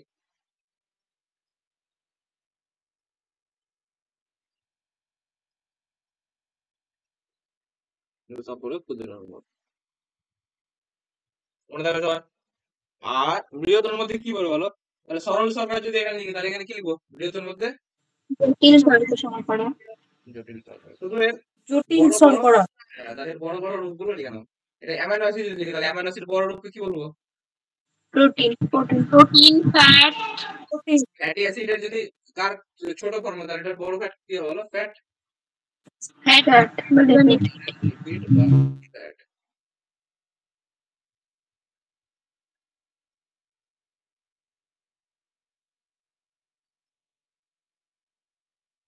আর কি হতে পারে? Nucleotide, nucleoside. তাহলে এগুলোর বড় উপাদান কি হবে বলো? Nucleic acid. Nucleic acid. Nucleic acid. এরা বুঝে বুঝে সবগুলো করবে ছোট বড় করে, তাহলে ভুলবে না তুমি। তাহলে ছোটগুলো থাকবে হচ্ছে ক্ষুদ্র অণুর মধ্যে, আর বড়গুলো থাকবে হচ্ছে আমাদের বৃহত্তমের মধ্যে, ঠিক আছে?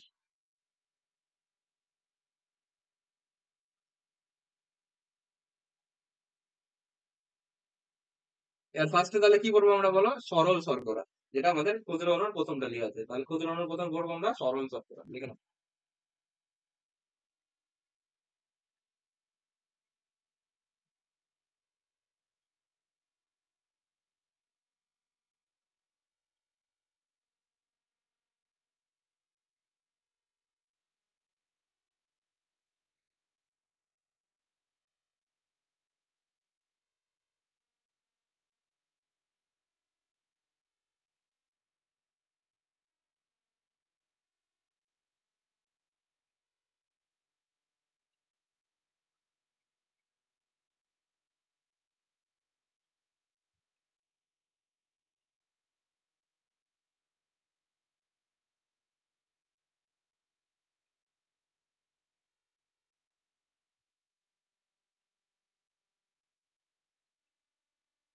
বুঝছে?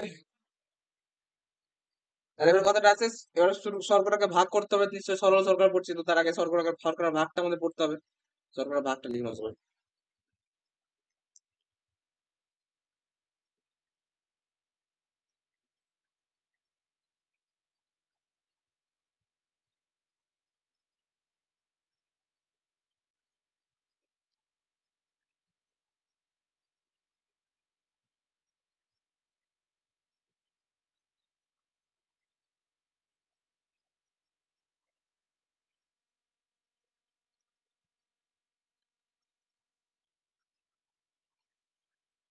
তো লিখো সবাই,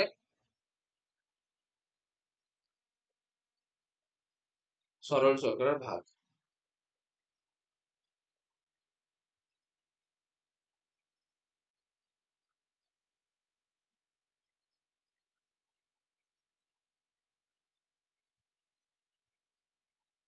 Excellent.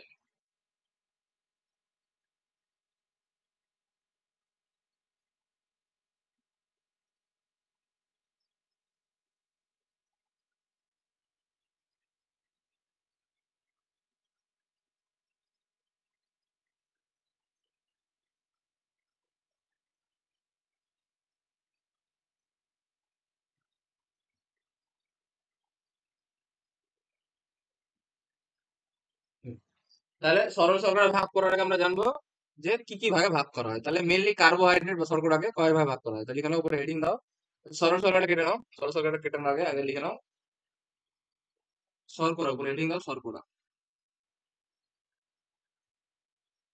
বা কি বলে ইংরেজিতে বলে এটাকে, কার্বো। কার্বোহাইড্রেট। তাহলে এটাকে মেনলি ভাগ করা হয় দুই ভাগে। তাহলে একটাকে বলা হয় যেগুলো ছোট শর্করা, সেগুলো কি বলছি আমরা, বলো সরল শর্করা।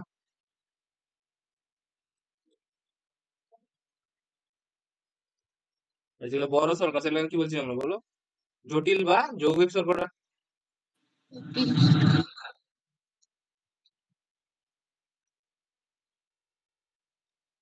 ঠিক আছে, সেই জটিল বা যৌগিক শর্করা কি বলা হয় বলো, এটাকে ভাগ করা হয় আবার। এবার এর মধ্যে যদি দুটো সরল শর্করার অণু থাকে তাহলে সেটাকে বলা হয়, দুটো থেকে নটা, সেটাকে বলা হয় অলিগোস্যাকারাইড। কি বলা হয় বলো, অলিগোস্যাকারাইড। আর যদি নটার বেশি থাকে তাহলে সেটা কি বলো, অনেকগুলো যদি থাকে তাহলে সেটা কি বলবো বলো, পলিস্যাকারাইড। মনে থাকবে তোমার, ঠিক আছে।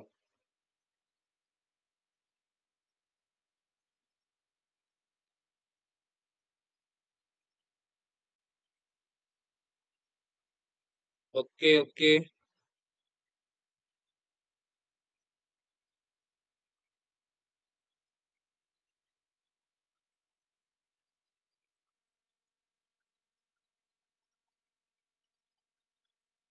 তাহলে মেনলি 2 থেকে 9টা বা 9, মোটামুটি কম যদি থাকে তাহলে সেটাকে বলবো অলিগোস্যাকারাইড, আর যদি বেশি থাকে একদম সেটাকে বলবো পলিস্যাকারাইড। বুঝতে পারলে?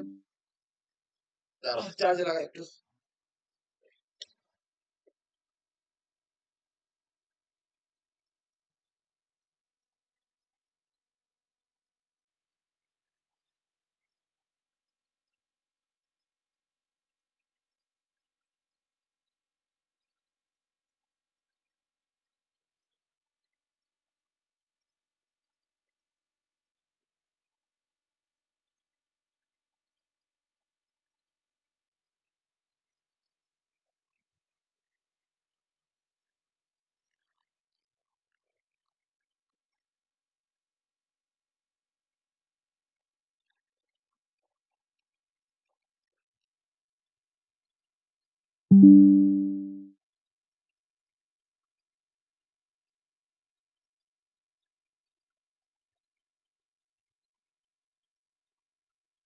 আচ্ছা, তাহলে লিখে নাও তো একটু।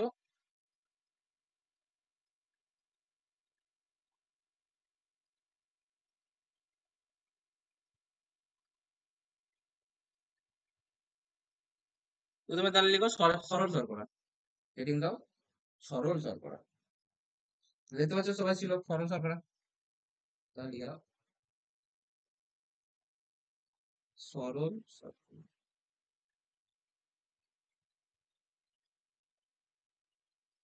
তাহলে নামে সরল, তাহলে নিশ্চয়ই এরাও আকারও কত হবে, ছোট হবে নিশ্চয়ই বাকিগুলোর থেকে, তাই না?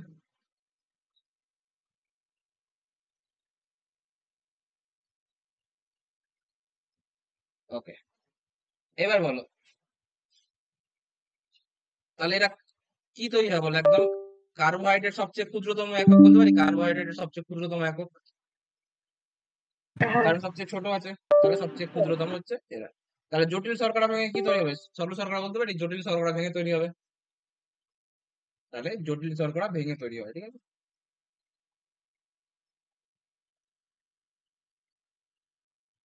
শর্করার ক্ষুদ্রতম একক, শর্করা ক্ষুদ্রতম একক।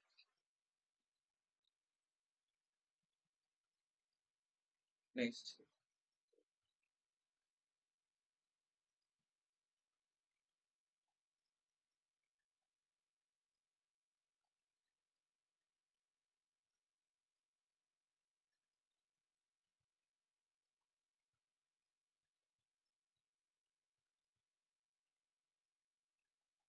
হুম, নেক্সট এবার বলো মেনলি সরল শর্করার মধ্যে উদাহরণ কি পড়ে, উদাহরণের মধ্যে গ্লুকোজ এগুলো পড়ে তো, তাই না? সরল শর্করার উদাহরণের মধ্যে বলো সবাই।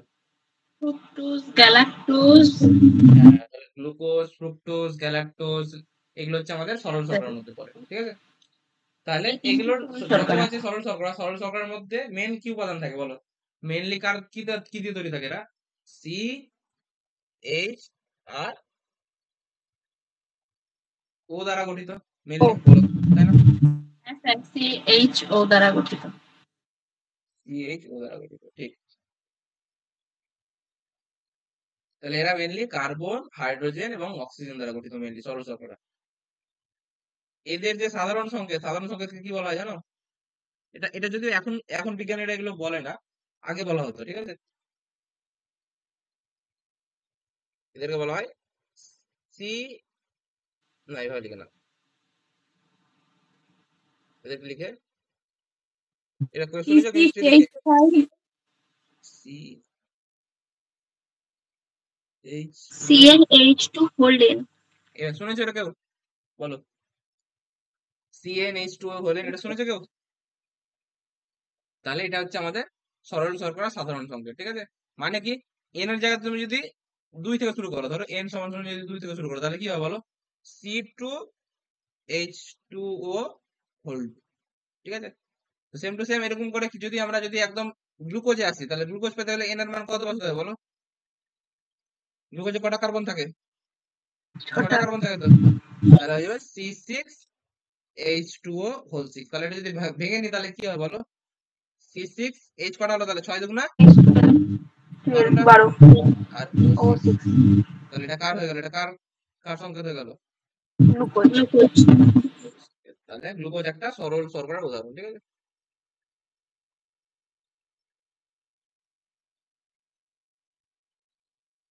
ঠিক আছে, বুঝতে পেরেছো সবাই?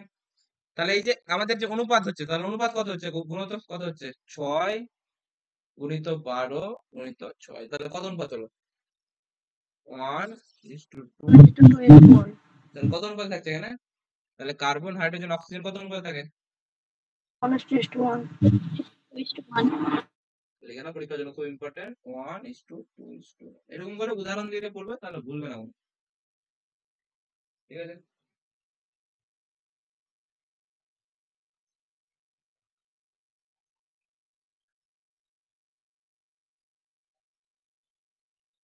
Next next next next next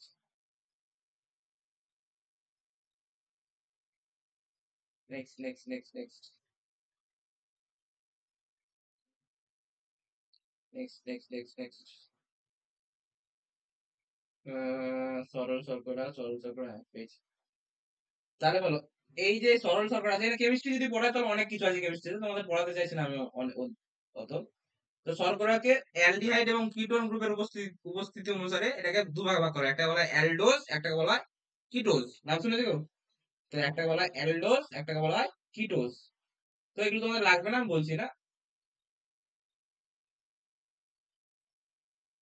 তোমাদের লাগার মধ্যে আছে এখানে, দাঁড়াও। তাহলে কয়েকটা সরল শর্করার উদাহরণ আমরা জটিল শর্করাতে বলবো, তার আগে লিখে নাও সবাই, এর কাজ লিখে নাও সবাই। সরল শর্করা এর কাজ, সরল শর্করার কাজ,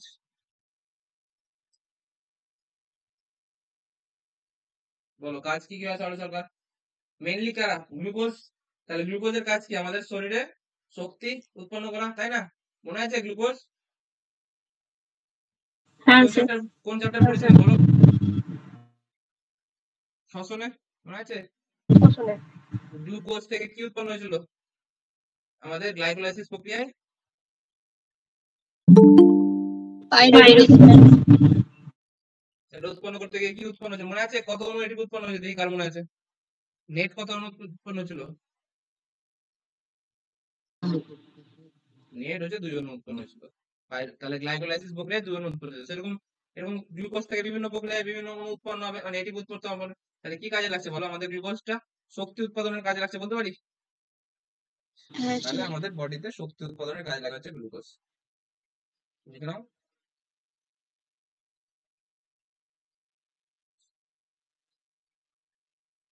গ্লুকোজ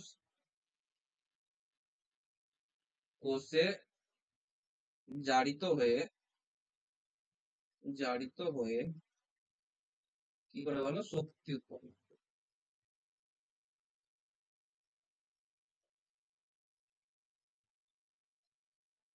ঠিক আছে, হয়েছে লেখা। আর এটা হলো ফার্স্ট পয়েন্ট। আর পয়েন্ট কি হতে পারে বলো? গ্লুকোজটা বিভিন্ন রূপে সঞ্চিত হয় না বলো আমাদের বডিতে? গ্লুকোজ থেকে বিভিন্ন জিনিসে কনভার্ট হয় তো, তাহলে গ্লুকোজ থেকে যদি গ্লাইকোজেনে কনভার্ট হচ্ছে, এটা কি বলা হয়? বলেছিলাম, এটা অনেকবার বলেছি আমি। গ্লাইকোজেন। বলো কি বলা হয়? গ্লুকোজ থেকে গ্লাইকোজেনে করাতে গ্লাইকোজেনেসিস বলা হয়। Very good. তাহলে গ্লাইকোজেনেসিস, আমি এটা অলরেডি বলেছি। কিভাবে মনে রাখবে? বলেছিলাম যে যদি জেনেসিস যদি থাকে কারোর পিছনে, তাহলে সেটা মানে হচ্ছে সেটা কি হওয়া, জেনেসিস থাকে মানে উৎপন্ন হওয়া। ঠিক আছে, তাহলে গ্লাইকোজেন উৎপন্ন হচ্ছে, তাহলে সেটাকে আমরা কি বলবো বলো? এটা এই ধাপটাকে এটাকে বলবো আমরা গ্লাইকোজেনেসিস।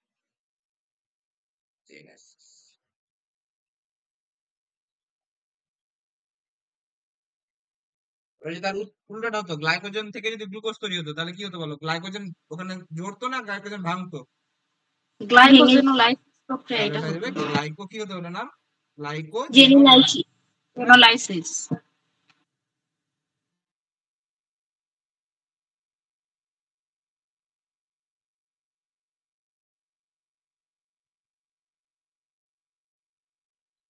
ঠিক আছে, নেক্সট। তাহলে আমাদের যে গ্লাইকোজেনেসিস, তাহলে এই গ্লাইকোজেনেসিস প্রক্রিয়া আমাদের কি তৈরি হচ্ছে আমাদের বলো? এটা ভুল লিখেছি আমি, গ্লাইকোজেনেসিস দুবার লিখে দিয়েছি। এটা কি হবে বলো? গ্লাইকোজেন। ঠিক আছে এবার? গ্লাইকোজেন হবে।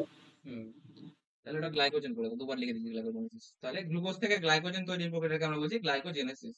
তাহলে গ্লাইকোজেন কি কোথায় হয় বলো? গ্লাইকোজেন তৈরি হয় হচ্ছে আমাদের কোথায় সঞ্চিত কোথায় থাকে আমাদের? পেশিতে এবং যকৃতে। হ্যাঁ স্যার।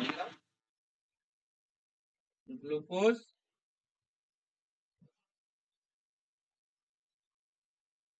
যকৃৎ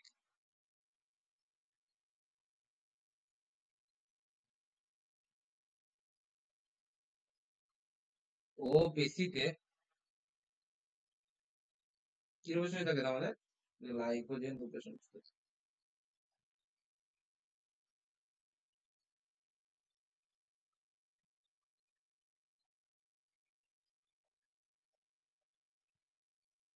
হয়েছে দেখা। আর কি কি কেসে উৎপন্ন হয়? ডিএনএ আরএনএ গঠনে। এটার মানে কি বলো? কে বলতে পারো এটার মানে? এটা কথাটা কেন বলছে ডিএনএ আরএনএ গঠনে সাহায্য করে? ডিএনএ আরএনএ যদি কারোর একটু মনে থাকে তো বলতে পারবে, এমনি এমনি বলতে পারবে। বলো ডিএনএ আরএনএ তে কি ছিল? মেন ডিএনএ আরএনএ কি দিয়ে গঠিত ছিল? প্রোটিন দিয়ে। প্রোটিন দিয়ে না তো, প্রোটিন দিয়ে তো ডিএনএ আরএনএ তৈরি হয়নি। শর্করা। পেন্টো শর্করা কে বললো? যে পেন্টো শর্করা বললো মানে তার কিছু মনে আছে। তো ডিএনএ আরএনএ তৈরি হচ্ছিল হচ্ছে পেন্টোজ শর্করা দিয়ে, মনে আছে? হ্যাঁ, তাহলে পেন্টোজ শর্করাটার মধ্যে কি ভাগ ছিল? দুটো ভাগ ছিল। একটা ছিল হচ্ছে আমাদের আরএনএর ক্ষেত্রে কি ছিল, সেটা পেন্টোজ শর্করা, রাইবোজ শর্করা। আর ওটাকে ডিঅক্সিরাইবোজ শর্করা। ডিঅক্সিরাইবোজ শর্করা, ঠিক। তাহলে এই যে ডিঅক্সিরাইবোজ শর্করা এবং রাইবোজ শর্করা, এটা কি? এরা হচ্ছে পেন্টোজ শর্করা। শর্করা মানে কি? এগুলো হচ্ছে আমাদের সরল শর্করার মধ্যে পড়লো। তাহলে এগুলো কি হচ্ছে? ডিএনএ আরএনএ গঠনে সাহায্য করছে। তাহলে আমাদের ডিএনএ আরএনএ গঠনেও সাহায্য করছে। বুঝতে পারলে কেন বলা হচ্ছে ডিএনএ আরএনএ গঠনে সাহায্য? তো লিখে নাও, এটা পয়েন্টে লিখে নাও সবাই, ডিএনএ আরএনএ গঠনে সাহায্য করে। ঠিক আছে?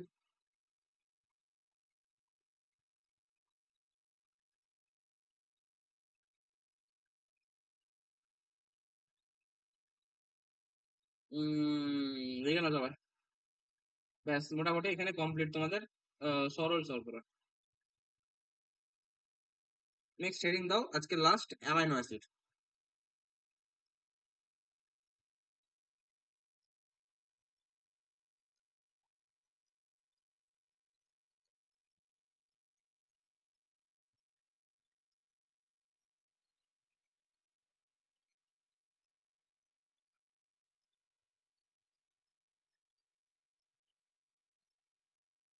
বলো অ্যামাইনো অ্যাসিড কার একক? Protein sir. প্রোটিনের। প্রোটিন। তাহলে লিখে নাও প্রোটিনের একক।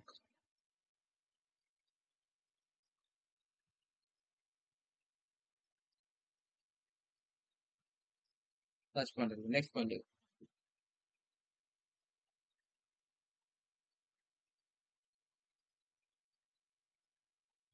প্রোটিনের একক, প্রোটিনের গঠনগত একক বলা হয়, ঠিক আছে।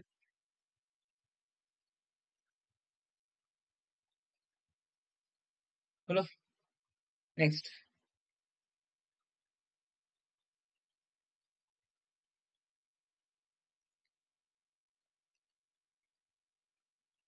নেক্সট লিখো সবাই রাসায়নিক গঠন, মানে প্রোটিনকে দেখতে কেমন হয়। তো তার আগে একটু কয়েকটা পয়েন্ট লিখে নাও।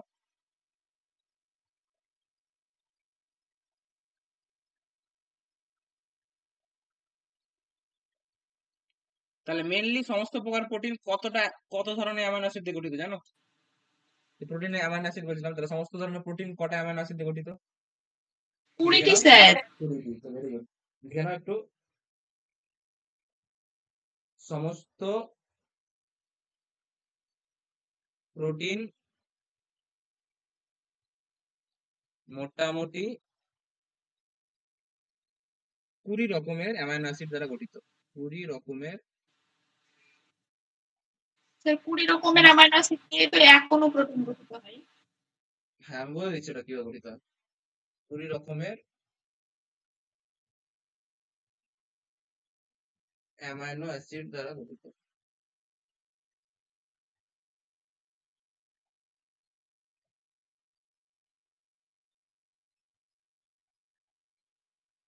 বুঝেছো?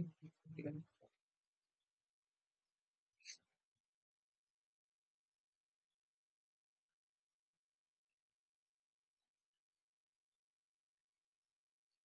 তাহলে প্রোটিন গুলো যে আমাদের যে অ্যামাইনো অ্যাসিড গুলো আছে, তো অ্যামাইনো অ্যাসিড গুলো কার দ্বারা যুক্ত হয় বলো? কোন বন্ধনী দ্বারা? পলিপেপটাইড। পলিপেপটাইড না, মানে পলিপেপটাইড বলা হয় যখন একসঙ্গে যুক্ত হয়ে যায়, সবগুলোকে একসঙ্গে পলিপেপটাইড বলে। আর যে বন্ধনী পেপটাইড দ্বারা বন্ড দ্বারা গঠিত হয় হ্যাঁ স্যার। পেপটাইড বন্ধ দ্বারা যুক্ত হয়। তো লিখে নাও যে অ্যামাইনো অ্যাসিড গুলি পরস্পর পেপটাইড বন্ধন দ্বারা যুক্ত থাকে।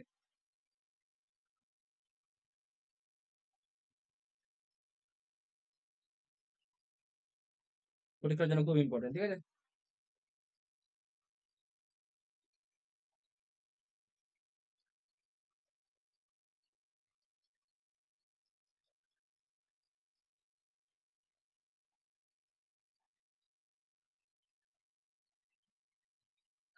ভালো করে একটু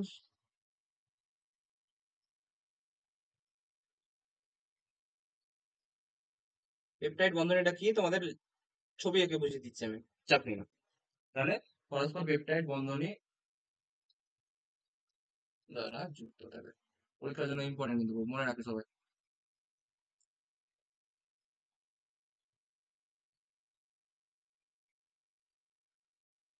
নেক্সট পয়েন্ট।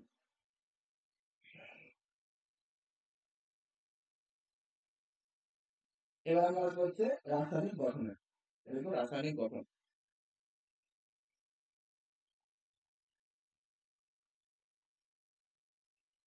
তাহলে মানে রাসায়নিক গঠন মানে আমাদের কেমন দেখতে অ্যামাইনো অ্যাসিডটা।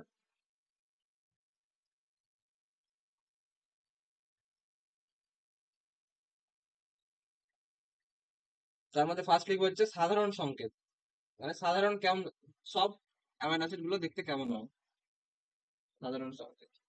তাহলে কয়েকটা জিনিস সব জিনিসে কমন থাকে আমাদের। সাধারণ কি আমাদের মিডিলে থাকে হচ্ছে কার্বন, মিডিলে থাকবে কার্বন, উপরে থাকবে হচ্ছে ধরো বা আশেপাশে থাকবে হচ্ছে কোথাও হাইড্রোজেন। আর কি থাকবে আমাদের আর গ্রুপ, আর গ্রুপটাকে পরে বলছি। আর কি থাকবে আমাদের NH2 অ্যামাইনো গ্রুপ। আর কি থাকবে COOH গ্রুপ, এটাকে বলা হয় কার্বক্সিল গ্রুপ। তাহলে কি যুক্ত থাকছে? কার্বনের কটা হাত? 4টা হাত। কারণ কি কার্বনের যোজ্যতা কত? 4।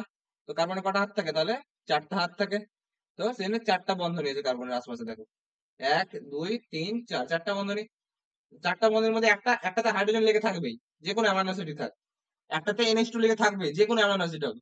একটাতে কার্বলিক মানে কার্বক্সিলিক অ্যাসিড গ্রুপ লেগে থাকবেই, যে কোনো অ্যামাইনো অ্যাসিড হোক। তাহলে চেঞ্জ কি হবে বলো এখানে? আটটা, তাই না? তাহলে আটটা কি এখানে বলো? আটটা কি বলো? আটটা হচ্ছে একটা জৈব জৈব এখানে কার্বনের কোনো গ্রুপ, তাই না? বলো আটটা এখানে কি কোনো জৈব কার্বনের গ্রুপ? লিখে দাও সবাই, আটটা হচ্ছে কোনো জৈব কার্বনের গ্রুপ।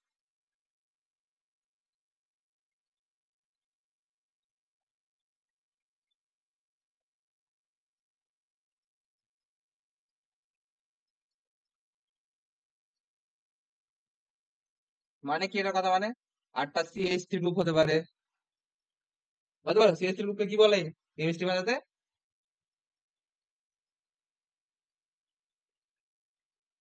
বলো কি বলে? মিথাইল। আর কি হতে পারে বলো? C2H5 গ্রুপ হতে পারে, এটা কি বলে? ইথাইল। তো এগুলো গ্রুপ আর এর জায়গাতে এগুলো থাকতে পারে। তো এগুলো বিভিন্ন রকম নাম হলে আমাদের এই অ্যামাইনো অ্যাসিডটা চেঞ্জ হবে। তাহলে তার মধ্যে ফিক্স জিনিস কি কি হবে বলো? তাহলে ফিক্স জিনিস কোনটা কোনটা হচ্ছে আমাদের? COH টা ফিক্সড হচ্ছে, H টা ফিক্সড হচ্ছে, আর NH টা ফিক্সড হচ্ছে। তাহলে CH যেটা ফিক্সড হচ্ছে, এটা কি বলছি আমরা বলো? স্যার ওটা কি লিখেন বুঝতে পারছি না, ওই দুটো মিথাইল না কোনটা জিনিস বুঝতে পারছো না? ক্লিয়ারলি লেখা আছে, বলো কোনটা বুঝতে পারছো না? মানে স্যার আমার নেটওয়ার্কের প্রবলেম, তো তার জন্য শুনতেও পেলাম না, লেখাটাও বোঝা যাচ্ছে না। সেটা তো তোমার নেটওয়ার্ক প্রবলেম, আমি কি করবো বলো? তোমাকে তো লিখতে ঠিক নেটওয়ার্ক ঠিক করতে হবে।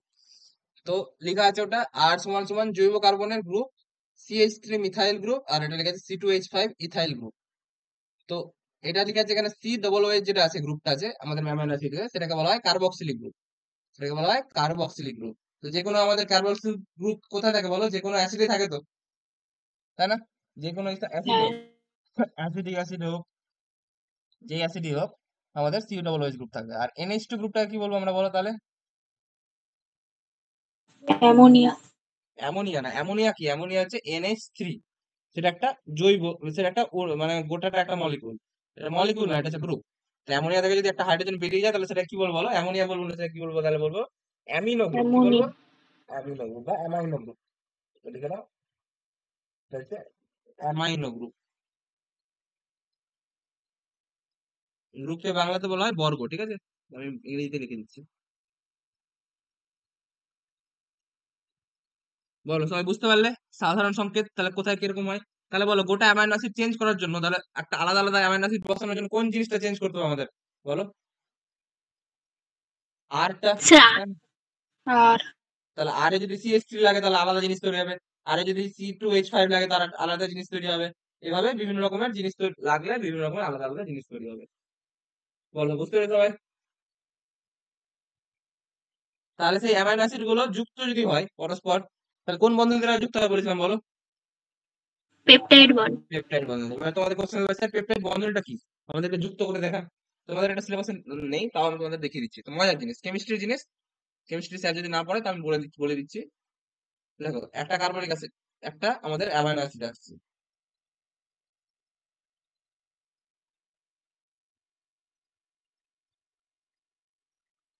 ঠিক রাখলাম? বলো বলো। হ্যাঁ। এবার বলি এবার হাইড্রোজেন নাইট্রোজেন এদিক ওদিক করা যায়, জানো তো? উপরে আছে হাইড্রোজেন, মানে এমন না যে উপরে লিখতে হবে, এদিক ওদিক করা যেত, তাই না? তাহলে হ্যাঁ। Carbon,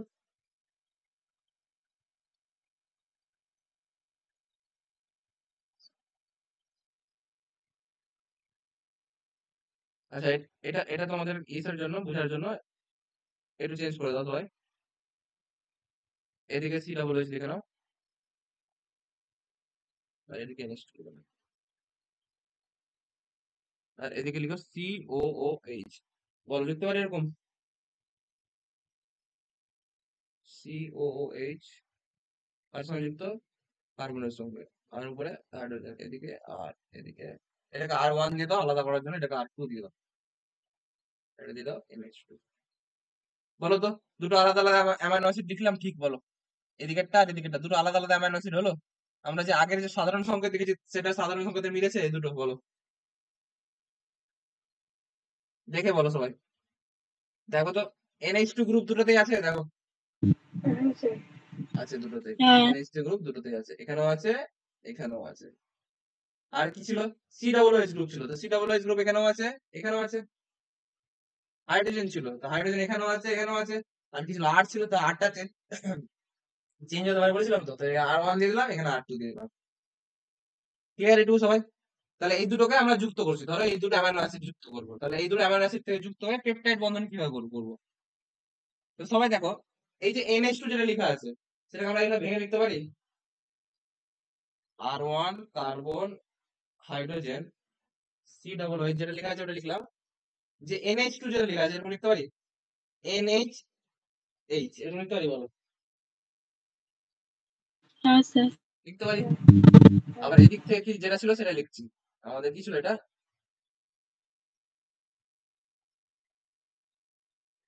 COH carbon hydrogen NH2 R2 যেটা ছিল ওটা লিখছি আমি চেঞ্জ করলাম না। এবার তোমরা বলো, মাঝখান থেকে দেখতে পাচ্ছ সবাই?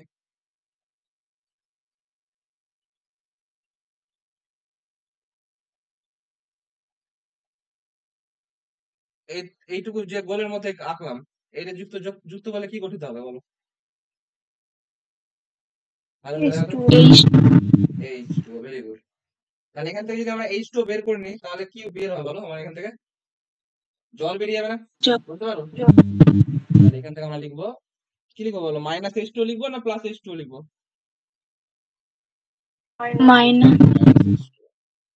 মাইনাস -H2 যদি লাগে তাহলে কি হবে বলো? দুটো জিনিস একসঙ্গে জুড়ে যাবে না আলাদা আলাদা থাকবে? কারণ দুটো জিনিস থেকে বের করেছি, তাহলে কি হবে বলো? জুড়ে যাবে, তাই না? তাহলে কি হবে বলো জুড়ে? বাকি যা আছে তাই লিখে দেবো, তাই না? তাহলে R1 CH NH, বলো এদিক থেকে কি লিখবো তাহলে? OH বাদ হয়ে গেছে, আর এদিকে H বাদ হয়ে গেছে, এদিকে OH হয়েছে, তাহলে বাকি থাকলো কি? ওসি OC, মানে এরকম, তাই না? লিখতে পারি। তাহলে এটাকে আমরা একসঙ্গে লিখতে পারি এরকম করে, যদি এরকম করে একসঙ্গে লিখে দিই CONH, এইটাকে যদি আমরা এদিকে করে দিই, এইটাকে যদি আমরা এইদিকে যদি আমরা লিখি, আর এটাকে যদি আমরা এদিকে করি, এদিকে করি, আর এটাকে যদি আমরা এদিকে করি, তাহলে কিরকম হবে দেখতে বলো? R2 কার্বন, উপরে ছিল হাইড্রোজেন, এদিকে ছিল NH2, এগুলো তোমাদের লাগবে না, জাস্ট আমি বলে দিচ্ছি তোমাদের। এদিকে কি হবে বলো? CO হচ্ছিল তো, তাই না? দেখতে পাচ্ছ সবাই? এই যে CO, তারপরে এদিকে, তারপরে কি লিখবো? CO এর পরে NH লিখতে পারি?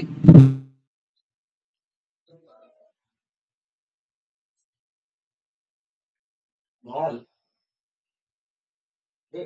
আমি তোকে 10 মিনিট পরে বলছি, ঠিক আছে? আমি পড়াচ্ছি, এখন যেতে হবে। হ্যাঁ হ্যাঁ, করে দিচ্ছি, 10 মিনিট পরে দেবে, ঠিক আছে? হ্যাঁ, তাহলে CO এর পরে কি হচ্ছে বলো? তাহলে NH হবে। বুঝতে পারছো তো NH কেন লিখছি? কারণ অলরেডি NH থেকে NH2 থেকে একটা H বেরিয়ে গেছে, তাই না? সেই জন্য আমরা লিখবো CONH। তারপর NH এর পরে কি লিখবো তোমরা বলো? কি আছে NH এর পরে? কার্বন আছে তো, তারপরে উপরে কার্বন, তার উপরে হাইড্রোজেন, আর লিখতে হবে আর, হ্যালো। তাহলে মাঝখানে যে বন্ধনীটা গঠিত হলো, এই বন্ধনীটাকে আমরা কি বলবো? CONH বন্ধনীটাকে পেপটাইড বন্ধনী। বুঝতে পারলে পেপটাইড বন্ধনী কেমন করে গঠিত হলো? বলো সবাই। সবাই বলে ছেড়ে দেয় পেপটাইড বন্ধনী কি, এরকম তাদের বানিয়ে রেখে দিলাম। বলো, কারো কোনো বুঝতে অসুবিধা? না স্যার নেক্সট লিখো। এবার লিখো হচ্ছে, হ্যাঁ, তো এবার লিখো, নেক্সট লিখো সবাই, কি কি ভাবে গঠিত হয়। তাহলে সবাই পোস্টে ছোট কি থাকে বলো? সবাই ফার্স্টে থাকে অ্যামাইনো অ্যাসিড, সবচেয়ে ছোট, তাই না? অ্যামাইনো অ্যাসিড সবাই ফার্স্টে থাকে, অ্যামাইনো অ্যাসিড। তাহলে অ্যামাইনো অ্যাসিড থেকে আস্তে আস্তে কি হবে বলো? বড় হবে, যুক্ত হতে হতে। তাহলে কয়েকটা অ্যামাইনো অ্যাসিড যুক্ত হয়ে তৈরি হলো প্রথমে কি তৈরি হলো? পেপটাইডস। কি বলা হয় তাকে? বলো পেপটাইডস। তাহলে সেখান থেকে তৈরি হয় পেপটাইডস। এর উপরে যেটা ছবি আঁকলাম সেটা কি বলো? একটা পেপটাইড। ঠিক আছে। নেক্সট কি তৈরি হয় বলো? পেপটাইড থেকে অনেকগুলো পেপটাইড পরপর যুক্ত হলে সেটা কি বলবো? আমরা বলবো পলিপেপটাইড বলতে পারি। পলিপেপটাইড। পলিপেপটাইড। নেক্সট পলিপেপটাইড থেকে কি তৈরি হয় বলো? পেপটোন। পলিপেপটাইড থেকে তৈরি হয় হ্যাঁ স্যার। পেপটোন। পেপটোনে যদি আর পরপর যুক্ত হয় তাহলে সেটা কি বলা হয় বলো? তখন সেটা তৈরি হয়ে যায় লাস্টে প্রোটিন। প্রোটিন। তাহলে এইভাবে প্রোটিন গঠিত হয়। তাহলে বলো আমরা বলতে পারি প্রোটিন একটা পলিপেপটাইড শৃঙ্খল বলতে পারি এরকম কথাটা? বলো প্রোটিন হলো পলিপেপটাইডের শৃঙ্খল। কারণ দেখো পলিপেপটাইড থেকে তৈরি হয়েছে, তাই না? তাহলে বলতে পারি আমরা পলিপেপটাইড শৃঙ্খল। নেক্সট স্যার অ্যামাইনো অ্যাসিড বলো কি বলছো? অ্যামাইনো অ্যাসিড বানানোটা। অ্যামাইনো অ্যাসিড কি না? অ্যামাইনো অ্যাসিড সবচেয়ে ক্ষুদ্রতম একক। অ্যামাইনো অ্যাসিডটা হচ্ছে সবচেয়ে ক্ষুদ্রতম অ্যাসিড প্রোটিনের। বানানটা। বুঝতে পারলাম না, তোমার কথা কেটে কেটে আসছে খুব। অ্যামাইনো অ্যাসিড কি? স্যার বানানটা অ্যামাইনো অ্যামিনো অ্যাসিড। ও আচ্ছা, ঠিক আছে, বানান তুমি বুঝতে পারলে গেলো। ঠিক আছে, তাহলে এটা হচ্ছে আমাদের প্রোটিন কিভাবে গঠিত হয় এটা দেখালাম। ঠিক আছে, নেক্সট লিখো। আর করাবো ভাবছি, জাস্ট একটা ভাগ করে লিখে নাও, তারপর নেক্সট দিন এবার এখান থেকে শুরু করবো। আমাদের অ্যামাইনো অ্যাসিড জীব দিয়ে যে অ্যামাইনো অ্যাসিড থাকে সেটা হচ্ছে দুই ভাগে ভাগ করা হয়। একটাকে বলা হয় অপরিহার্য অ্যামাইনো অ্যাসিড, একটাকে বলা হয়,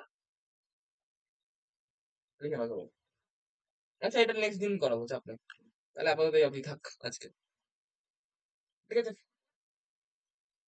বলো বুঝতে পারলে আজকে যা যা পড়ালাম? হ্যাঁ স্যার। ভালো করে পড়ে নিও সবাই। কোর্স চ্যাপ্টারটা ভালো করে পড়ে নিও যেটা শেষ হলো, আর জৈব চ্যাপ্টারটা যেটুকু পড়ালাম ওটুকু ভালো করে পড়ে নিও সবাই।